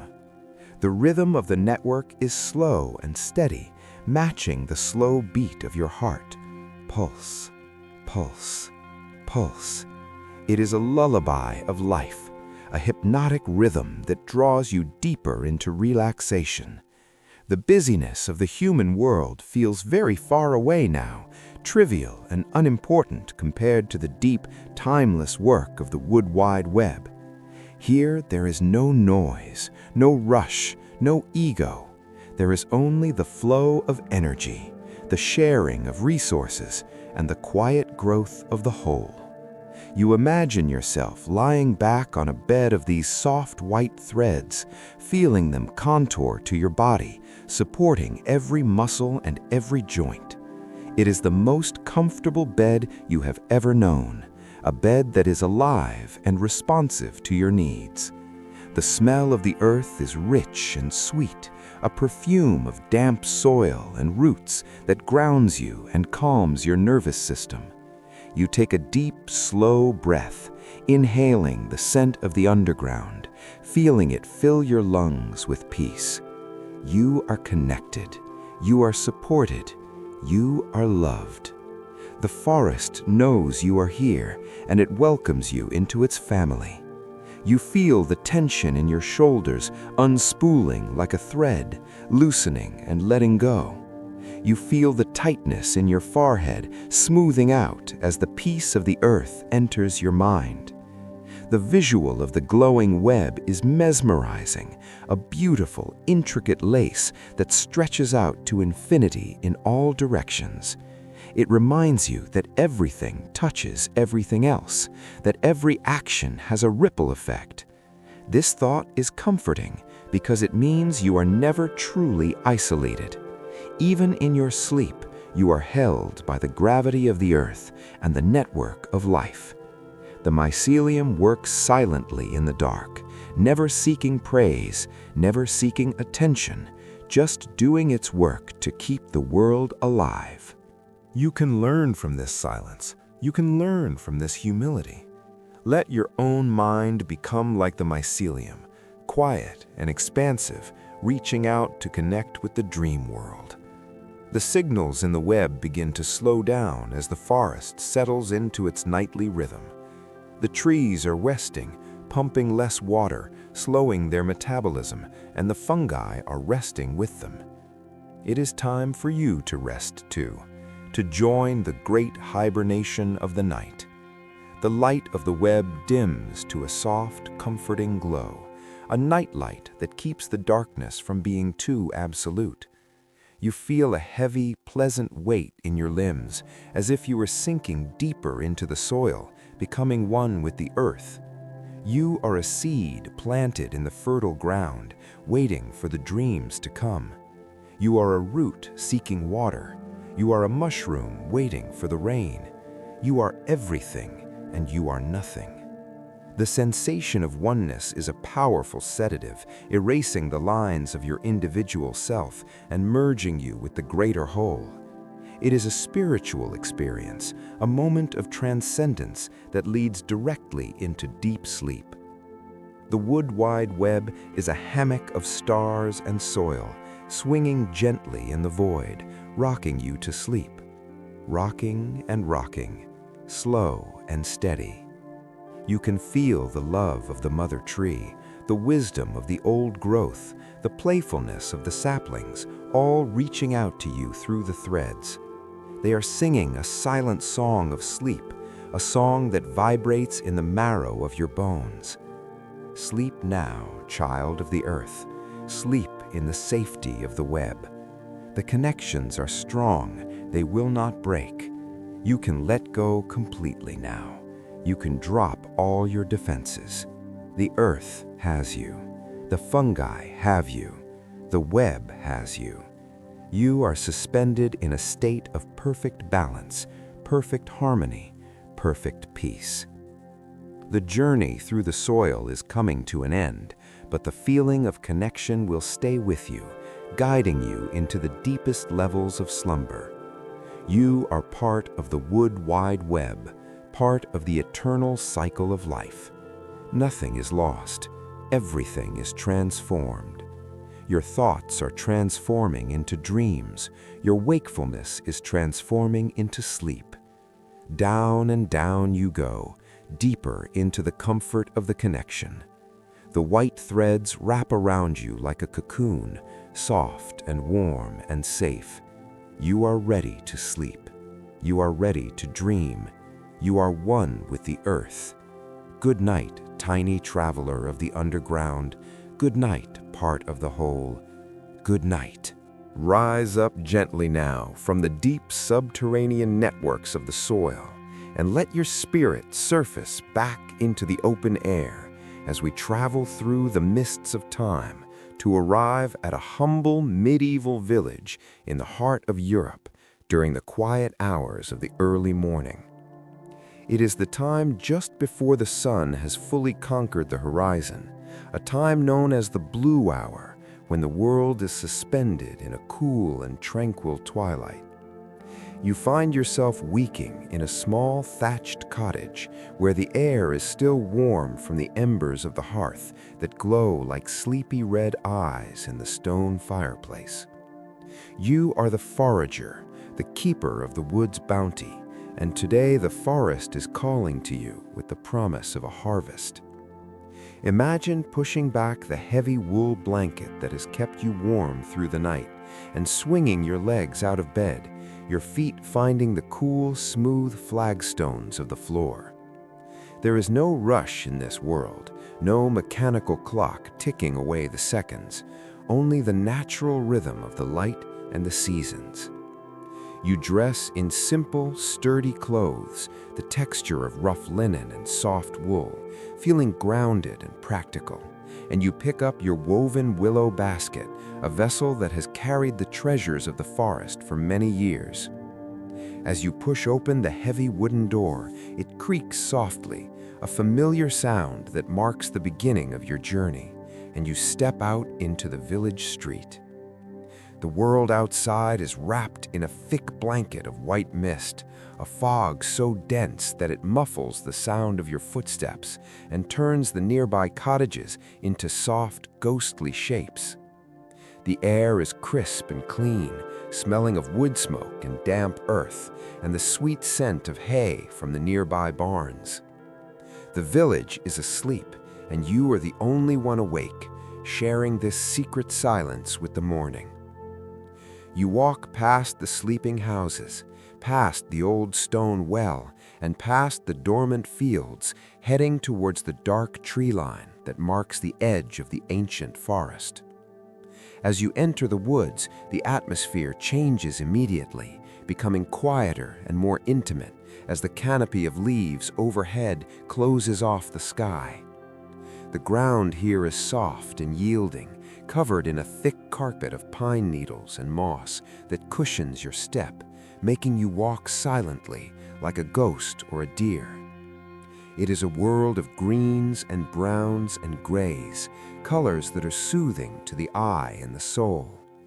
You can hear the very first birds beginning to sing, a lone thrush calling out from a high branch, its song clear and flute-like, piercing the mist with a melody of pure joy. Soon a robin joins in, and then a blackbird, creating a gentle dawn chorus that acts as the soundtrack to your walk. You are looking for mushrooms, for the hidden gems of the forest floor, and this requires a special kind of vision, a softening of the eyes and a slowing of the mind. You do not hunt with aggression, you hunt with patience, moving slowly, scanning the base of the trees and the shadowy hollows where the moisture collects. The mist is weaving through the tree trunks like a slow-moving river, swirling around your ankles and adding a touch of mystery to the scene. You feel a sense of anticipation, a happy flutter in your chest, because you know the rain has been good and the forest is ready to give. Suddenly, you spot it, a splash of color against the dark earth. You kneel down on one knee, the dampness of the moss soaking into your trousers, connecting you to the ground. There, nestled at the base of an old oak tree, is a cluster of chanterelles, their trumpet-shaped caps glowing like beaten gold in the dim light. They look like flowers made of apricot and sunshine, smelling faintly of apricots and pepper, a scent that is distinct and delicious. You reach out your hand and touch the cool, smooth surface of the mushroom, feeling its firm texture. With a small knife, you carefully cut the stem, leaving the base in the ground so that it may grow again. For this is the way of the forager, to take only what is needed and to respect the source. You place the golden treasure into your basket, the first success of the morning, and a feeling of deep satisfaction washes over you. It is a simple pleasure, a primal joy that goes back to the very beginning of humanity, the joy of finding food in the wild. You continue on your path, moving deeper into the woods where the trees are older and the shadows are longer. The light is beginning to change now as the sun rises higher, turning the mist from blue to a glowing white and sending shafts of pale sunlight filtering through the leaves like the pillars of a cathedral. The forest feels alive and awake, breathing around you. You spot another prize, a king bolete or porcini, standing tall and proud with its thick white stem and a cap the color of a toasted bun. It looks like a character from a fairy tale, sturdy and magical. You harvest it with gratitude, feeling the weight of it in your hand, a solid gift from the earth. The basket is getting heavier now, a comforting weight that hangs from your arm. As you walk, you brush against the tall ferns and the wet grass, sending showers of dew droplets falling like diamonds. The sensory details are rich and grounding, the smell of the wet soil, the sound of the wind in the leaves, the touch of the rough bark as you steady yourself against a tree. You are completely in the moment, completely mindful. There is no past and no future, only this step and this breath and this search. This mindfulness is a form of meditation, a way of clearing the mind of all clutter and noise. The repetitive motion of walking and scanning and harvesting creates a trance-like state that is incredibly relaxing. You feel a sense of oneness with the forest, as if you are not just a visitor, but a part of the ecosystem, just another creature moving through the woods. The birds are singing louder now, celebrating the return of the light, and a squirrel scampers up a tree trunk, its claws scratching softly against the wood. These sounds do not disturb you, they only deepen your sense of peace. You find a patch of hedgehog's mushrooms with their little teeth underneath the cap, and then a few amethyst deceivers, purple as a bruised plum hiding in the leaf litter. Your basket is becoming a palette of forest colors, a collection of earthy jewels. You decide to take a moment to rest, finding a large flat stone covered in dry lichen. You sit down, setting the basket beside you, and just breathe. You watch the way the mist is beginning to lift, revealing the vibrant greens of the moss and the ferns. You feel the coolness of the morning air on your face, but your body is warm from the walking. It is a perfect balance, a perfect equilibrium. In this medieval world, life is hard in many ways, but in moments like this, it is also incredibly beautiful and simple. There's a profound sense of freedom in being a forager, of not being tied to a plow or a desk, but being free to roam the woods and take what nature offers. You feel that freedom now expanding in your chest, making your breath deep and easy. The forest is your larder, your pharmacy, and your temple. You close your eyes for a moment, listening to the sounds of the woods, letting them wash over you like a gentle wave. The rustling of the leaves, the chirping of the birds, the distant sound of a running stream, all blend together into a symphony of peace. You feel safe here, protected by the trees, which stand like silent sentinels around you. The basket is full enough now. You have enough for a rich stew to warm you and your family. The feeling of abundance is comforting, a primal assurance that you will survive and thrive. You stand up slowly, stretching your limbs, feeling the pleasant tiredness in your muscles, the kind of tiredness that promises a good night's sleep later. You begin the walk back towards the village, retracing your steps through the lightning woods. The path is familiar and easy, and your feet know the way. As you walk, you carry the peace of the forest back with you, a quiet stillness that has settled into your bones. The village is waking up now. You can see the thin trails of smoke rising from the chimneys and hear the distant sound of a church bell ringing the hour. But you are still in the bubble of the morning, still in the forager's mindset. You emerge from the tree line, stepping out of the shadows and back into the soft morning light. The village looks welcoming and safe, a cluster of homes nestled in the valley. You have completed the journey. You have gathered the harvest, and you have found peace. The weight of the basket is a reminder of your success, and the smell of the mushrooms is a promise of comfort. You feel deeply relaxed, deeply grounded, and deeply grateful. The simple act of looking for mushrooms has quieted your mind and soothed your soul. You are ready to return to your warm cottage, to the comfort of the hearth, but you will carry the silence of the misty forest with you for the rest of the day. And now, as you imagine yourself walking that final stretch towards home, your own body feels heavy and relaxed, just like the foragers. The imagery of the misty woods and the quiet search fades gently into a soft blur, leaving you with a feeling of contentment and rest. You are safe, you are warm, and you are satisfied. The forager's path has led you to a place of inner stillness, a place where you can lay down your burden and rest. The morning is over, The work is done, and peace is yours. Sleep now in the comfort of this medieval memory. Sleep in the knowledge that the earth provides. Sleep in the gentle silence of the forager's path. Now we leave the misty forests and the humble villages of the medieval world, and we travel forward again through the turning pages of history until we arrive in the heart of the Renaissance, a time of awakening and wonder, where art and science and magic were all woven together into a single tapestry of knowledge. Imagine that we are in an old stone city, perhaps Florence or Prague, where the cobblestone streets are wet with rain, and the tall, narrow houses lean towards each other as if sharing secrets.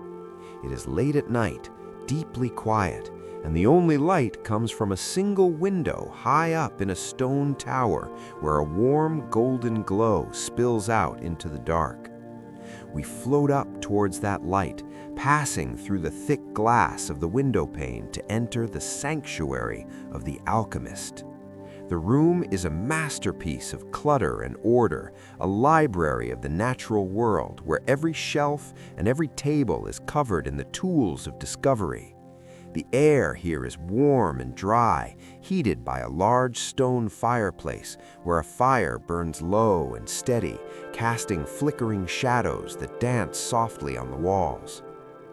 The smell of the room is intoxicating, a rich and complex perfume of old leather bindings, melting beeswax, dried herbs, and a faint sharp tang of minerals. It is the scent of deep knowledge, the scent of secrets that have been kept for centuries. You are standing in the alchemist's pantry, the heart of his laboratory, where the ingredients of his craft are stored. But these are not just ingredients for cooking, they are elements of transformation. The walls are lined with floor-to-ceiling shelves made of dark, heavy oak wood that has absorbed the smoke of the fire for generations. On these shelves sit hundreds of glass bottles and jars, some made of clear crystal, others of amber and cobalt blue and emerald green, catching the candlelight and turning it into jewels. Inside these jars are the treasures of the earth, roots and berries and powders and stones. But the most prized collection of all is the collection of mushrooms. To the alchemist, the mushroom was a symbol of the great work, the magnum opus, because the mushroom takes what is dead and decaying and transforms it into new life. It is the ultimate alchemist of nature, performing the miracle of transmutation every single day in the quiet of the woods. Walk slowly along the shelves, examining the jars with a sense of wonder. Here, in a tall glass cylinder, suspended in clear spirits, floats a specimen of agarikon, the mushroom of long life, known to the ancient Greeks and now studied by the Renaissance scholars for its power to heal the lungs and the spirit. It looks like a piece of an ancient statue, white and chalky, a fragment of history preserved in glass. Next to it, in a jar of dark amber, are dried reishi mushrooms, their varnished surfaces gleaming like polished wood, looking like the kidneys of the earth. There are jars filled with the powder of chaga, the black gold of the north, ground down into a fine dust that smells of vanilla and charcoal. The alchemist believes that by understanding these fungi, he can unlock the secrets of the human body, that he can brew an elixir that will balance the humors and restore the vitality of youth. The room is filled with a sense of quiet purpose, a feeling that something important is happening here, something slow and deliberate. You see the alchemist now, an old man with kind eyes and hands stained with ink and earth, standing at a heavy wooden table in the center of the room. He is not a wizard of chaos, but a scholar of peace, working with the gentle rhythms of nature. He is preparing a tincture, a medicine meant to soothe the mind and bring sleep. Watch as he selects a dried mushroom from a jar, perhaps a lion's mane, its shaggy white spines now brittle and beige. He places it into a heavy stone mortar, a bowl carved from solid granite, and begins to grind it with a pestle. The sound is rhythmic and soothing. Grind, grind, grind. It is a sound of work, a sound of creation. The friction releases a new scent into the room, a savory, earthy aroma that mixes with the smell of the books and the fire. He works slowly, with great patience. For in alchemy, the state of the mind of the maker is just as important as the ingredients themselves. He is pouring his own calm, his own focus into the medicine. You feel a sense of safety watching him, a feeling that you are in the presence of a master who knows exactly what he is doing. On the table beside him are open books, their pages yellowed with age, covered in handwritten notes and intricate drawings of mushrooms and stars. The ink is faded to a soft brown, and the diagrams show the connection between the fungi on the ground and the planets in the sky. It is a worldview where everything is connected, where the microcosm of the mushroom reflects the macrocosm of the universe. This idea of connection is deeply comforting, for it means you are part of a larger design, part of a story that is written in the stars and the soil. The alchemist stops grinding and picks up a flask of glass filled with a clear liquid, perhaps rainwater collected during a full moon, or spirits distilled from wine. He pours the liquid over the mushroom powder and swirls it gently, creating a vortex inside the bottle. The mixture turns a deep, rich brown, the color of the earth, the color of coffee, the color of comfort.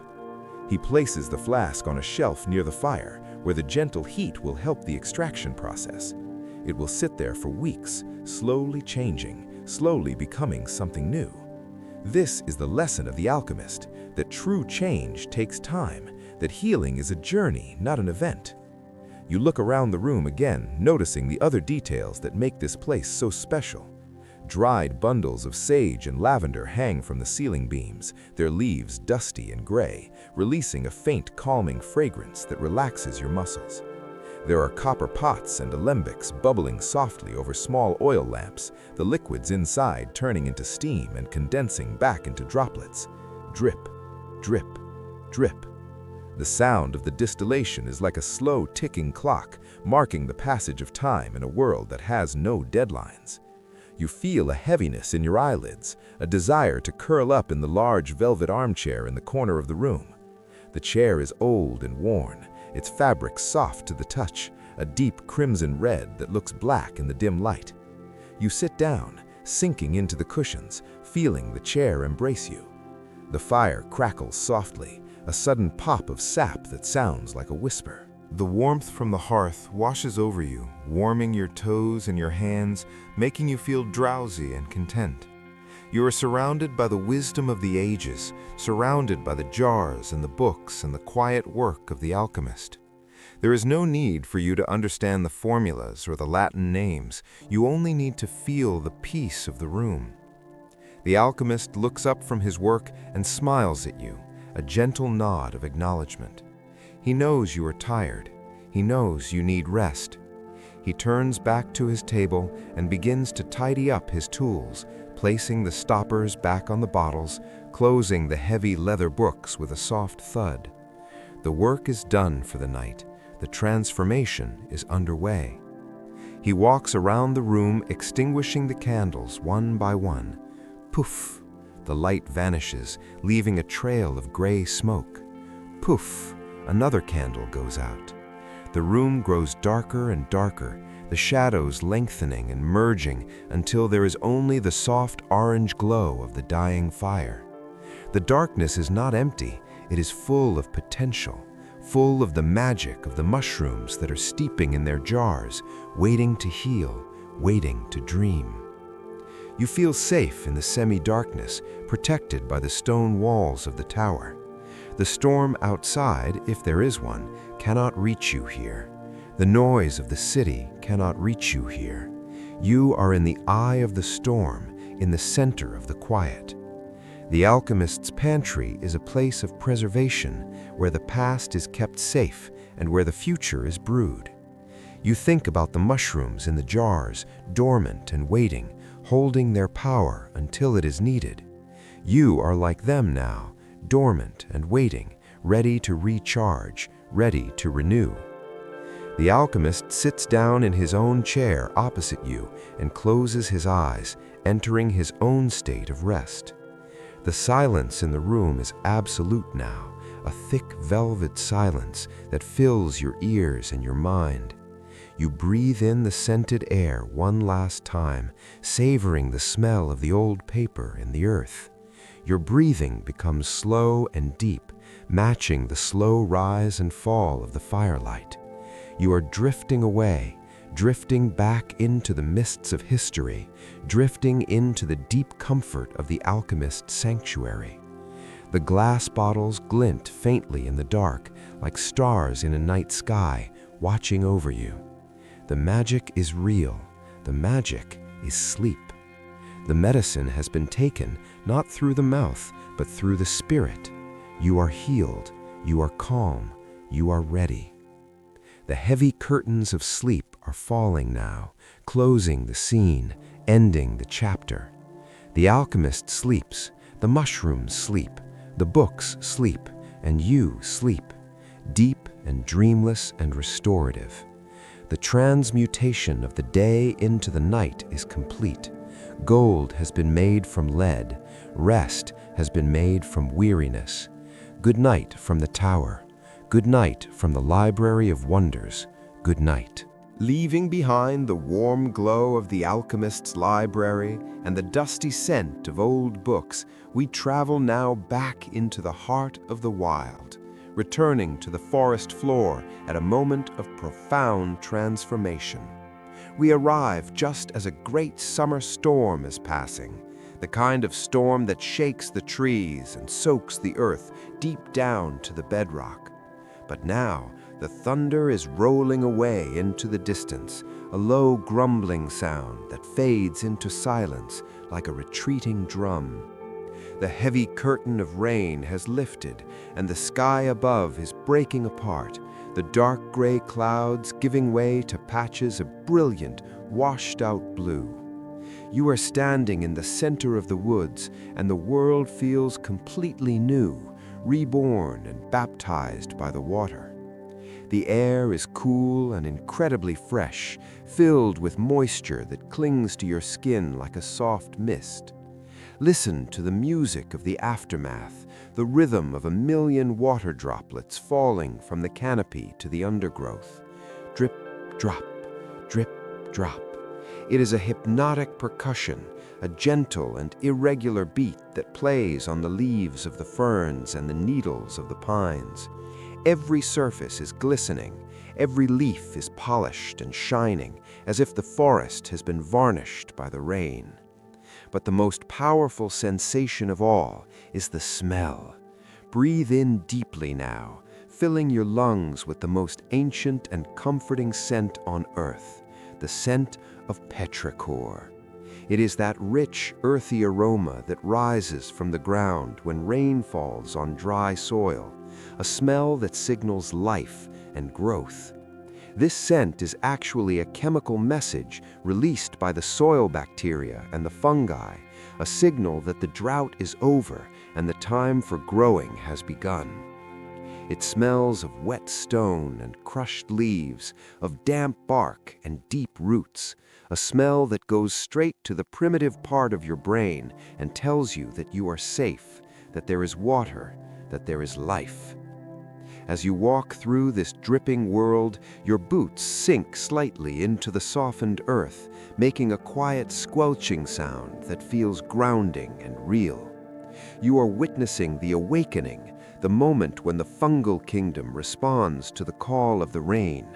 For weeks, the mycelium underground has been waiting, dormant and thirsty, holding its breath in the dry soil. But now, with the sudden influx of water, the network springs into action. Imagine the invisible machinery beneath your feet pumping water upward with the force of a hydraulic engine. This is not a slow growth, like a plant that takes weeks to unfurl a leaf. This is a rapid expansion, a surge of power. All around you, if you look closely, you can see the earth beginning to shift and crack. Small mounds of soil are being pushed up from below as the mushrooms begin their journey to the surface. It is a display of strength that belies their delicate appearance, for a mushroom can generate enough pressure to break through asphalt, to lift heavy stones, to push aside the weight of the world. Watch near the base of a mossy log, where the ground is darkest and wettest. A small white button pushes its way through the black soil, crowned with a dusting of dirt like a newborn creature emerging from a shell. It grows visibly, almost vibrating with the energy of the intake of water. This is the magic of the mushroom, utilizing the rain to expand its cells, inflating like a balloon, but with the structure of a building.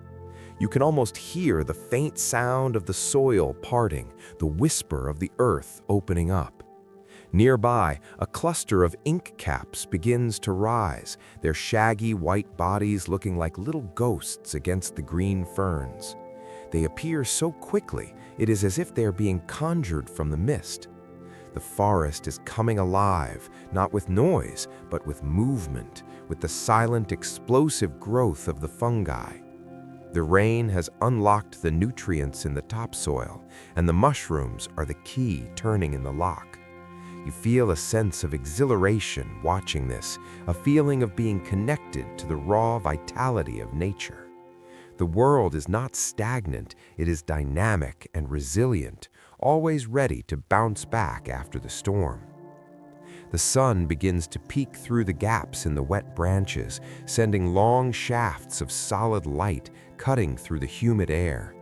These beams of light catch the rising mist, creating cathedral-like columns of gold and white that shift and dance as the wind blows. Where the light hits the wet leaves, they sparkle like emeralds and diamonds, a treasure trove of natural beauty that is yours alone to witness. Steam begins to rise from the warming earth, curling around the stems of the new mushrooms, wrapping them in a protective blanket of humidity. It is a sauna for the forest, a warm and steamy environment that encourages everything to grow.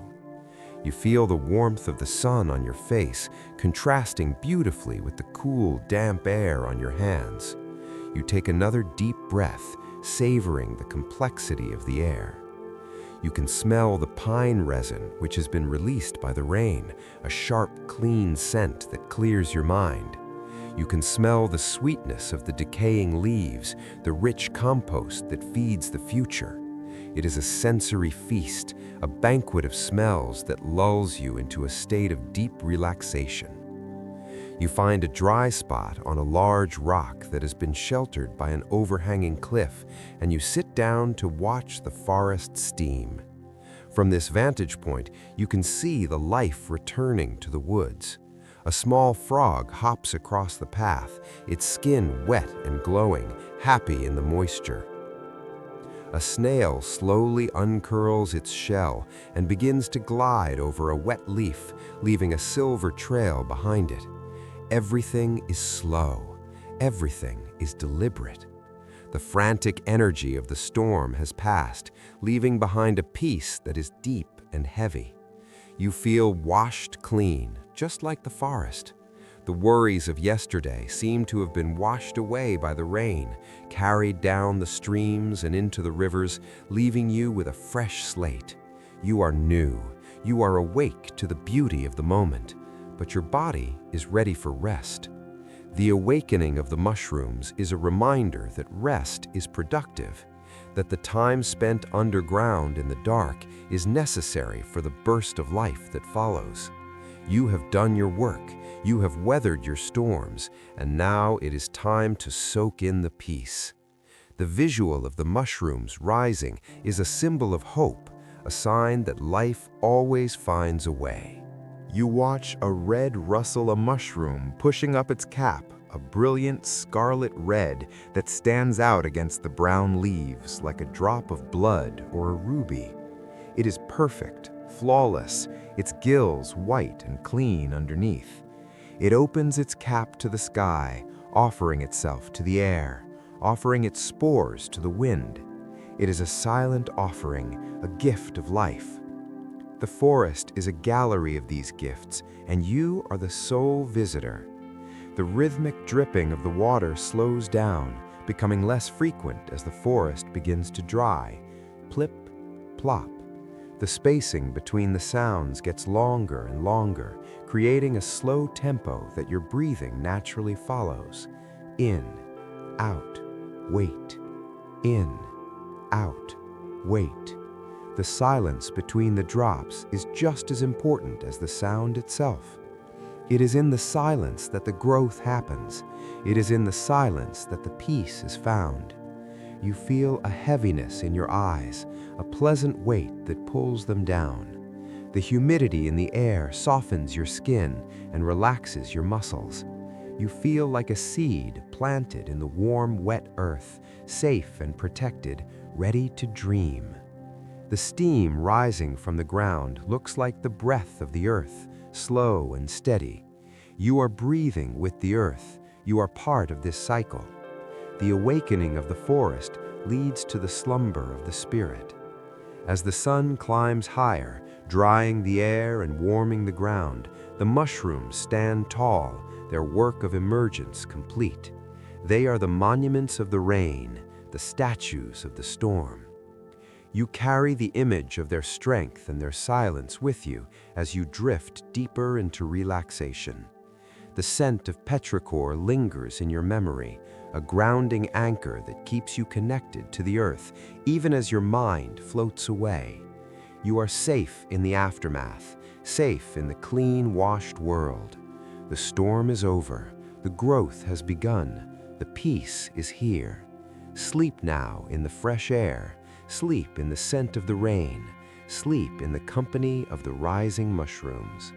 The forest holds you, the earth supports you, and the quiet surrounds you. Good night to the rain, good night to the mist, good night. Open your eyes in your mind's eye now, and let the scent of the rain fade slightly into the background as we shift our focus to the visual splendor of the forest floor, transforming the woodland into a grand art gallery where nature has hung her finest masterpieces. The forest is not merely green, it is a canvas of infinite variety, a riot of color and form that has been painted with the delicate brushstrokes of evolution. We are going to walk slowly through this living museum, observing the shapes and the hues of the fungal kingdom, letting the vibrant colors wash over our minds like a soothing visual bath. Imagine that the sunlight is filtering through the canopy above in soft, dappled pools, illuminating specific spots on the ground like spotlights on a stage. Your gaze is drawn first to the most iconic of them all, the Amanita muscaria, standing tall and proud in a bed of deep green moss. It is the mushroom of fairy tales and folklore. A brilliant scarlet-red cap that looks like a polished apple or a dropped jewel. Notice the perfection of its shape, a perfect hemisphere when young, expanding into a flat plate as it ages. The red is so saturated, so intense, that it seems to vibrate against the muted earth tones of the forest floor. Dotted across this crimson surface are the white warts, the remnants of the universal veil that covered the mushroom when it was an infant. They look like tiny amethysts scattered by a giant's hand, their gills a slightly lighter shade of lilac. The contrast between the red cap and the white stalk and the green moss is striking, a visual harmony that pleases the eye and captures the imagination. It is a bold statement of life, a splash of passion in the cool, quiet woods. You drink in the color red, feeling its warmth and its energy. But here in the forest, it is not an aggressive red. It is a grounding, earthy red, the color of autumn leaves and sunset. Moving your gaze slightly to the right, you spot a cluster of golden chanterelles growing near the roots of an oak tree. They are the color of egg yolks and apricots, a warm, inviting yellow that glows with an inner light. Their shape is different entirely, lacking the classic umbrella look. Instead, they are shaped like trumpets or vases, flaring out from the stem in graceful waves. Look closely at the ridges running down the outside of the cap. Not true gills, but fold upon fold of mushroom flesh, looking like the fabric of a dancer's dress mid-twirl. They look like solidified sunshine, captured rays of light that have taken form and sprouted from the earth. The yellow is cheerful and soft, a color that brings a smile to your face and a lightness to your heart. You can almost smell the faint fruity aroma just by looking at them, a sensory memory of summer orchards. Continuing your slow mental walk, you look down into the leaf litter where the shadows are deeper, and there you find the hidden gems, the amethyst deceivers. They are small and delicate, and they are a stunning shade of deep royal purple.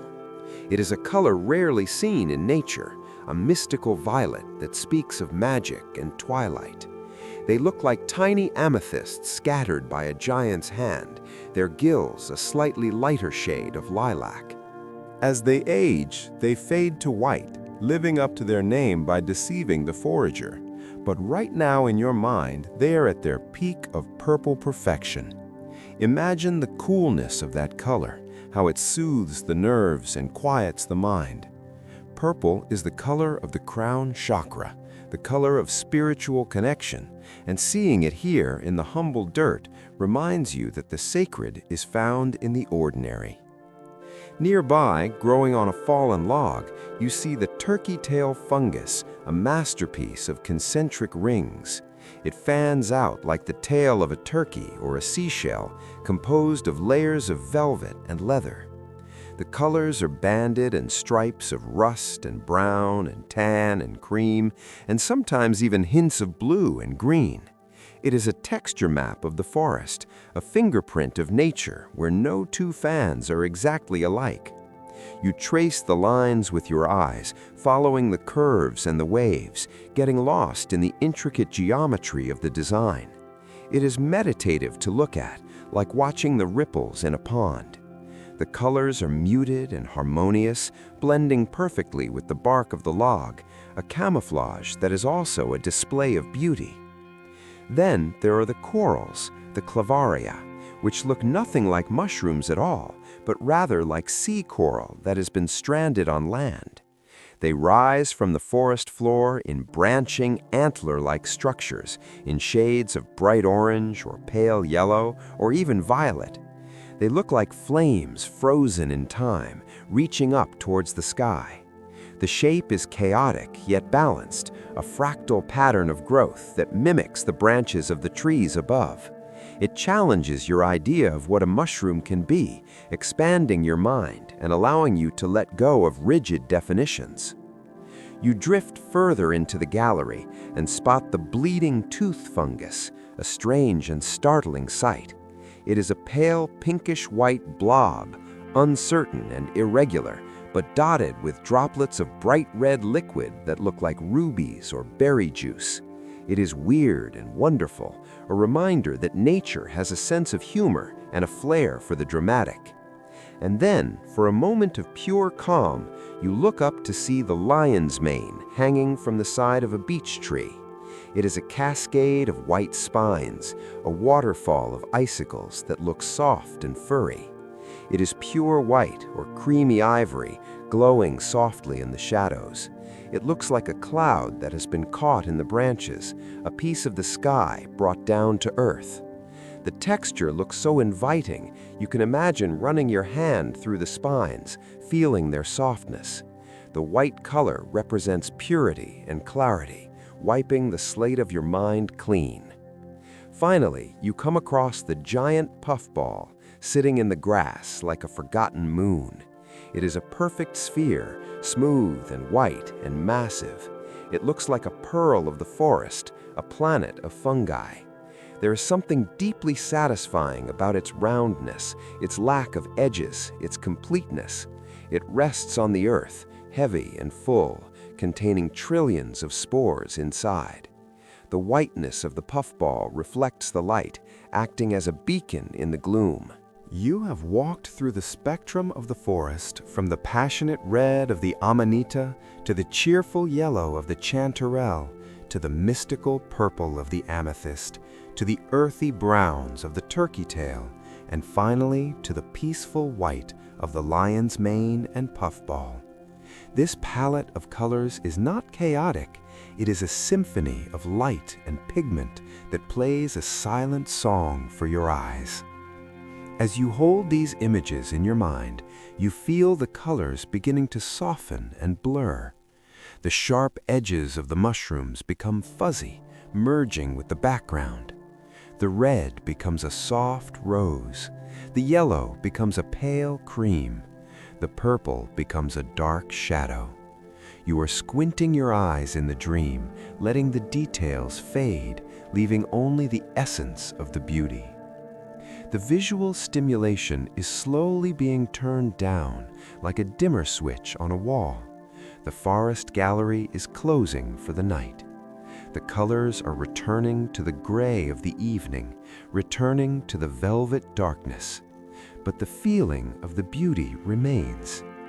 You have filled your mind with images of nature's artistry, replacing the stress and the noise of the human world with the silent perfection of the mushrooms.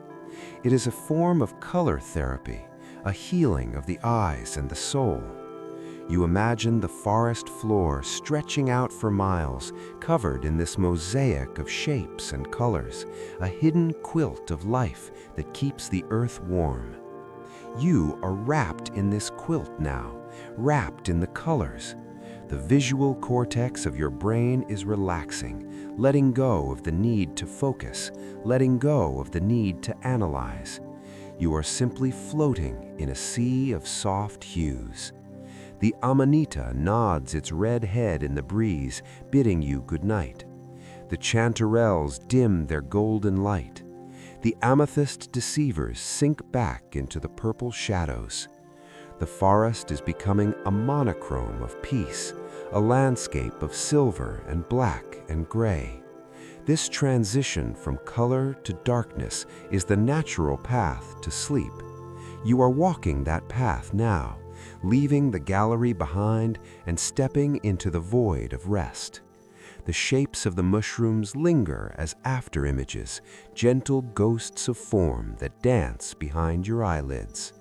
You feel grateful for the beauty of the world, grateful for the variety and the wonder.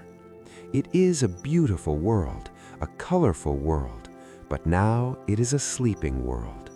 The painting is finished, the brush is laid down, the artist rests, and so must you. Let the colors dissolve into the comfortable darkness of sleep. Let the shapes smooth out into the nothingness of dreams. You are at peace with the palette of the forest. You are at peace with the night. Deep sleep is the canvas now, and you are ready to drift into it. Good night to the colors. Good night to the shapes. Good night. The journey through the visual splendor of the forest floor begins to wind down now as the light in the woods fades to a soft twilight indigo, and the air grows cooler with the promise of the coming night, signaling that it is time to return to the sanctuary of home. Imagine yourself walking along a narrow, winding path that leads out of the deep woods and into a small clearing where a log cabin sits nestled against the backdrop of the mountains, its windows glowing with a warm, inviting amber light that spills out onto the grass like liquid honey. The cabin is built from sturdy trunks of cedar and pine, their rough bark silvered by age and weather, with thick moss tucked between the logs to keep out the drafts, making it look as if the house itself has grown out of the earth. You walk up the stone steps, your boots heavy with the day's journey, and you reach for the iron latch of the heavy wooden door, which swings open with a solid, welcoming creak. As you step across the threshold, you are instantly enveloped in a wave of warmth, a physical embrace that wraps around you and melts the chill of the evening from your skin. The air inside is dry and sweet, smelling of seasoned firewood and old wool, and the faint lingering scent of dried herbs hanging from the rafters. You close the door behind you and turn the lock, hearing the heavy bolts slide into place with a satisfying thud, a sound that signifies the end of the outside world and the beginning of your private time of rest. You take off your coat and your boots, leaving them by the door, feeling the freedom of your socks on the smooth wooden floorboards as you walk towards the heart of the room, the great stone fireplace. A fire is already built there, the logs stacked in a perfect pyramid, and with a little encouragement, the flames leap up, licking at the wood with tongues of orange and yellow and blue. The fire crackles and pops, a cozy domestic sound that makes the silence of the room feel friendly and inhabited. You stand before the hearth for a moment, holding your hands out to the flames, rubbing them together, feeling the heat seep into your palms and travel up your arms, warming your blood and relaxing your shoulders. But the day's work is not quite finished, for you have brought back a basket full of treasures from the forest, and now it is time to transform them into nourishment.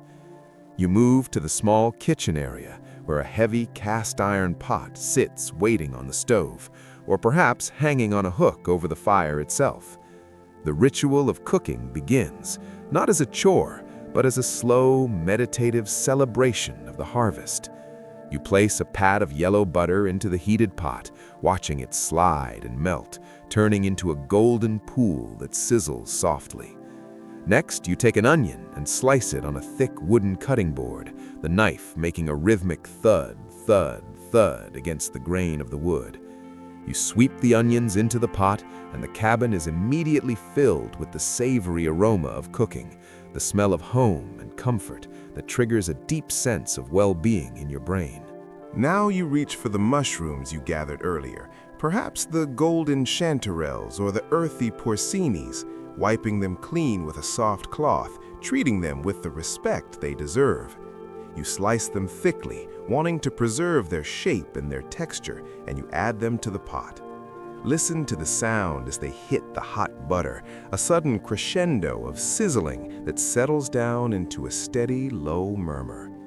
You stir them with a wooden spoon, the wood scraping gently against the iron, mixing the earthiness of the mushrooms with the sweetness of the onion. The smell that rises from the pot is incredible, a rich umami scent that is the very essence of the forest distilled into vapor. It smells of damp soil and rain and deep roots, a smell that promises to fill you up and ground you. You sprinkle in a pinch of salt and some cracked black pepper and perhaps a sprig of fresh thyme, its tiny leaves falling into the mixture like green rain, adding a note of lemon and pine to the bouquet. You pour in a ladle of vegetable broth or cream, watching the liquid swirl and blend, turning the mixture into a rich, velvety soup. You lower the heat, allowing the soup to simmer slowly. Bloop, bloop, bloop. The bubbles rise to the surface and burst, releasing little puffs of steam that drift up toward the ceiling. The waiting is part of the pleasure. You walk back to the fire and sit in a large, overstuffed armchair that has been shaped by years of use, its leather soft and worn. You watch the firelight dancing on the walls, creating moving shadows that look like friendly spirits keeping you company. The wind picks up outside, whistling around the corners of the cabin, shaking the window panes gently, but this only makes you feel safer inside. You are protected, you are warm, and you are about to be fed.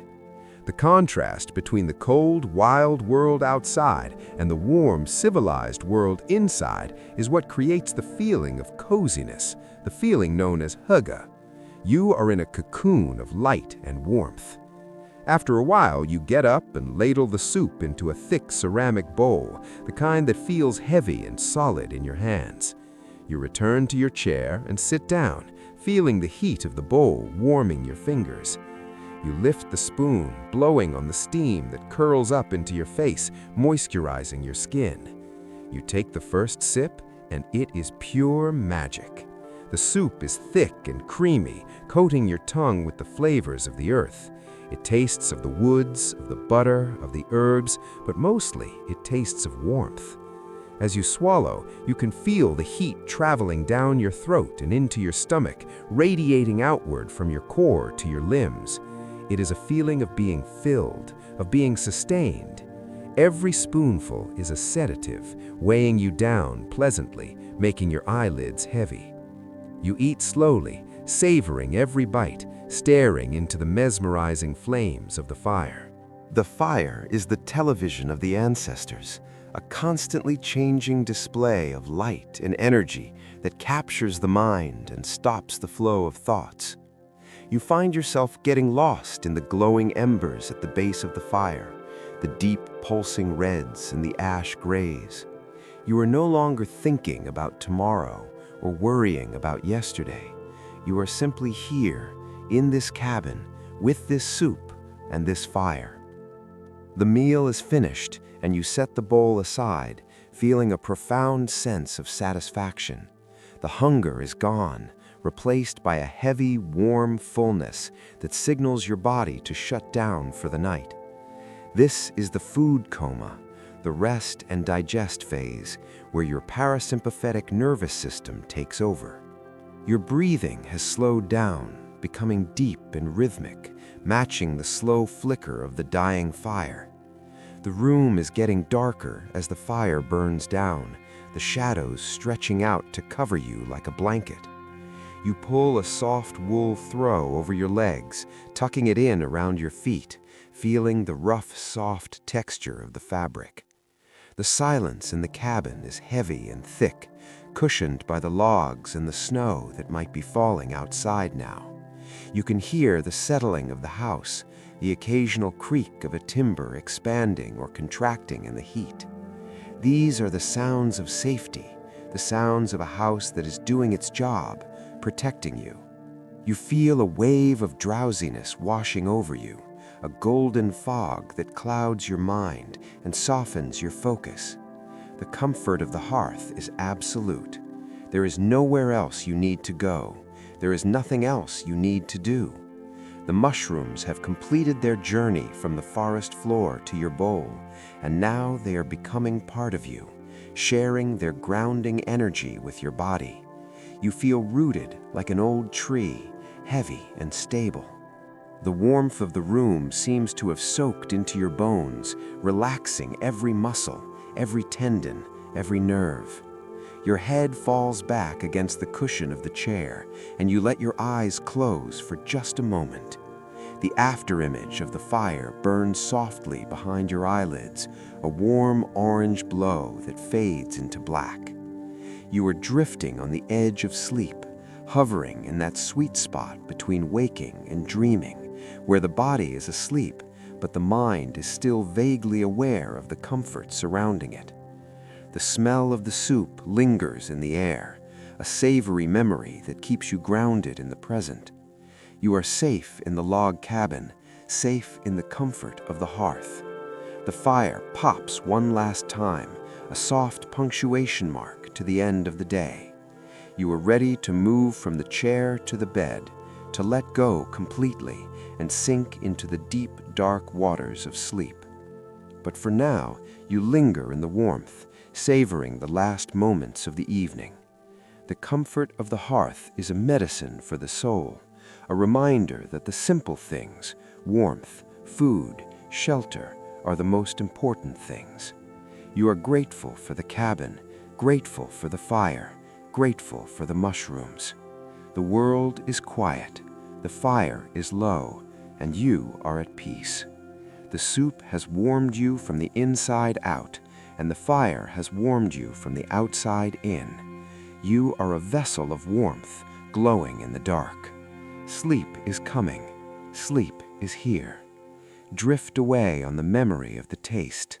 Drift away on the feeling of the heat. The hearth watches over you. The cabin holds you. Good night to the fire. Good night to the feast. Good night. The fire in the hearth has finally burned down to a bed of glowing embers, a soft, pulsing mound of deep red and gray ash that casts the faintest of lights into the room. And now the time for action is over, and the time for stillness has arrived. You rise slowly from the comfortable chair, your body feeling heavy and loose, a pleasant weight dragging at your limbs as you move towards the large wooden bed that waits for you in the corner of the cabin. The bed is piled high with thick quilts and soft woolen blankets, a nest that promises warmth and oblivion. You climb in, feeling the cool crispness of the sheets against your skin, a sensation that sends a shiver of relaxation down your spine. And then you pull the heavy covers up to your chin, burying yourself in the layers of fabric. As you settle your head against the pillow, which is soft and yielding like a mound of moss, you feel the immediate release of the day's tension. The cabin fades away, the walls dissolve into shadows, and you are left with only the sensation of your own body and the pull of the earth beneath you. We have traveled through time together, from the ancient giants of the prehistoric world to the golden halls of the Pharaohs, through the misty forests of the Druids and the secret laboratories of the Alchemists, and finally to the warm comfort of the Hearth. But now the journey must end where it began, deep in the silence of the earth. Think of the mushroom again, that humble, quiet teacher of the forest. When its work is done, when it has released its spores to the wind and shared its beauty with the world, it does not fight against the end. Instead, it softens, it dissolves, and it returns to the soil from which it came. It is a beautiful cycle of surrender, a graceful bowing down to the greater power of nature. Tonight, you are going to emulate the mushroom. You are going to practice the art of returning to the earth. Imagine that the bed beneath you is no longer a mattress, but the forest floor itself, deep and soft and ancient, made of layers of fallen leaves and rich dark soil that has been composting for thousands of years. It is the most comfortable bed in existence, a bed that contours perfectly to your shape, holding you and supporting you in a loving embrace. You feel gravity taking hold of you, not as a force that pulls you down, but as a force that anchors you, that keeps you safe. You are sinking down, down, down into the mattress, sinking past the surface and into the deep, cool earth. You feel your muscles liquefying, melting away like the mushroom melts into the rain. The boundaries of your body are beginning to blur, just as the edges of the forest blur in the twilight. You are no longer separate from the world. You are becoming part of it. The heavy wool blankets on top of you feel like a layer of protective soil, tucking you in for a long winter's nap. You are a seed planted in the dark, waiting for the dream time. You are a root seeking the center of the earth. The darkness behind your closed eyes is absolute, a rich, velvety blackness that is soothing and kind. It is the darkness of the underground, the darkness of the womb, the darkness of deep space. There is no fear here, only a profound sense of relief.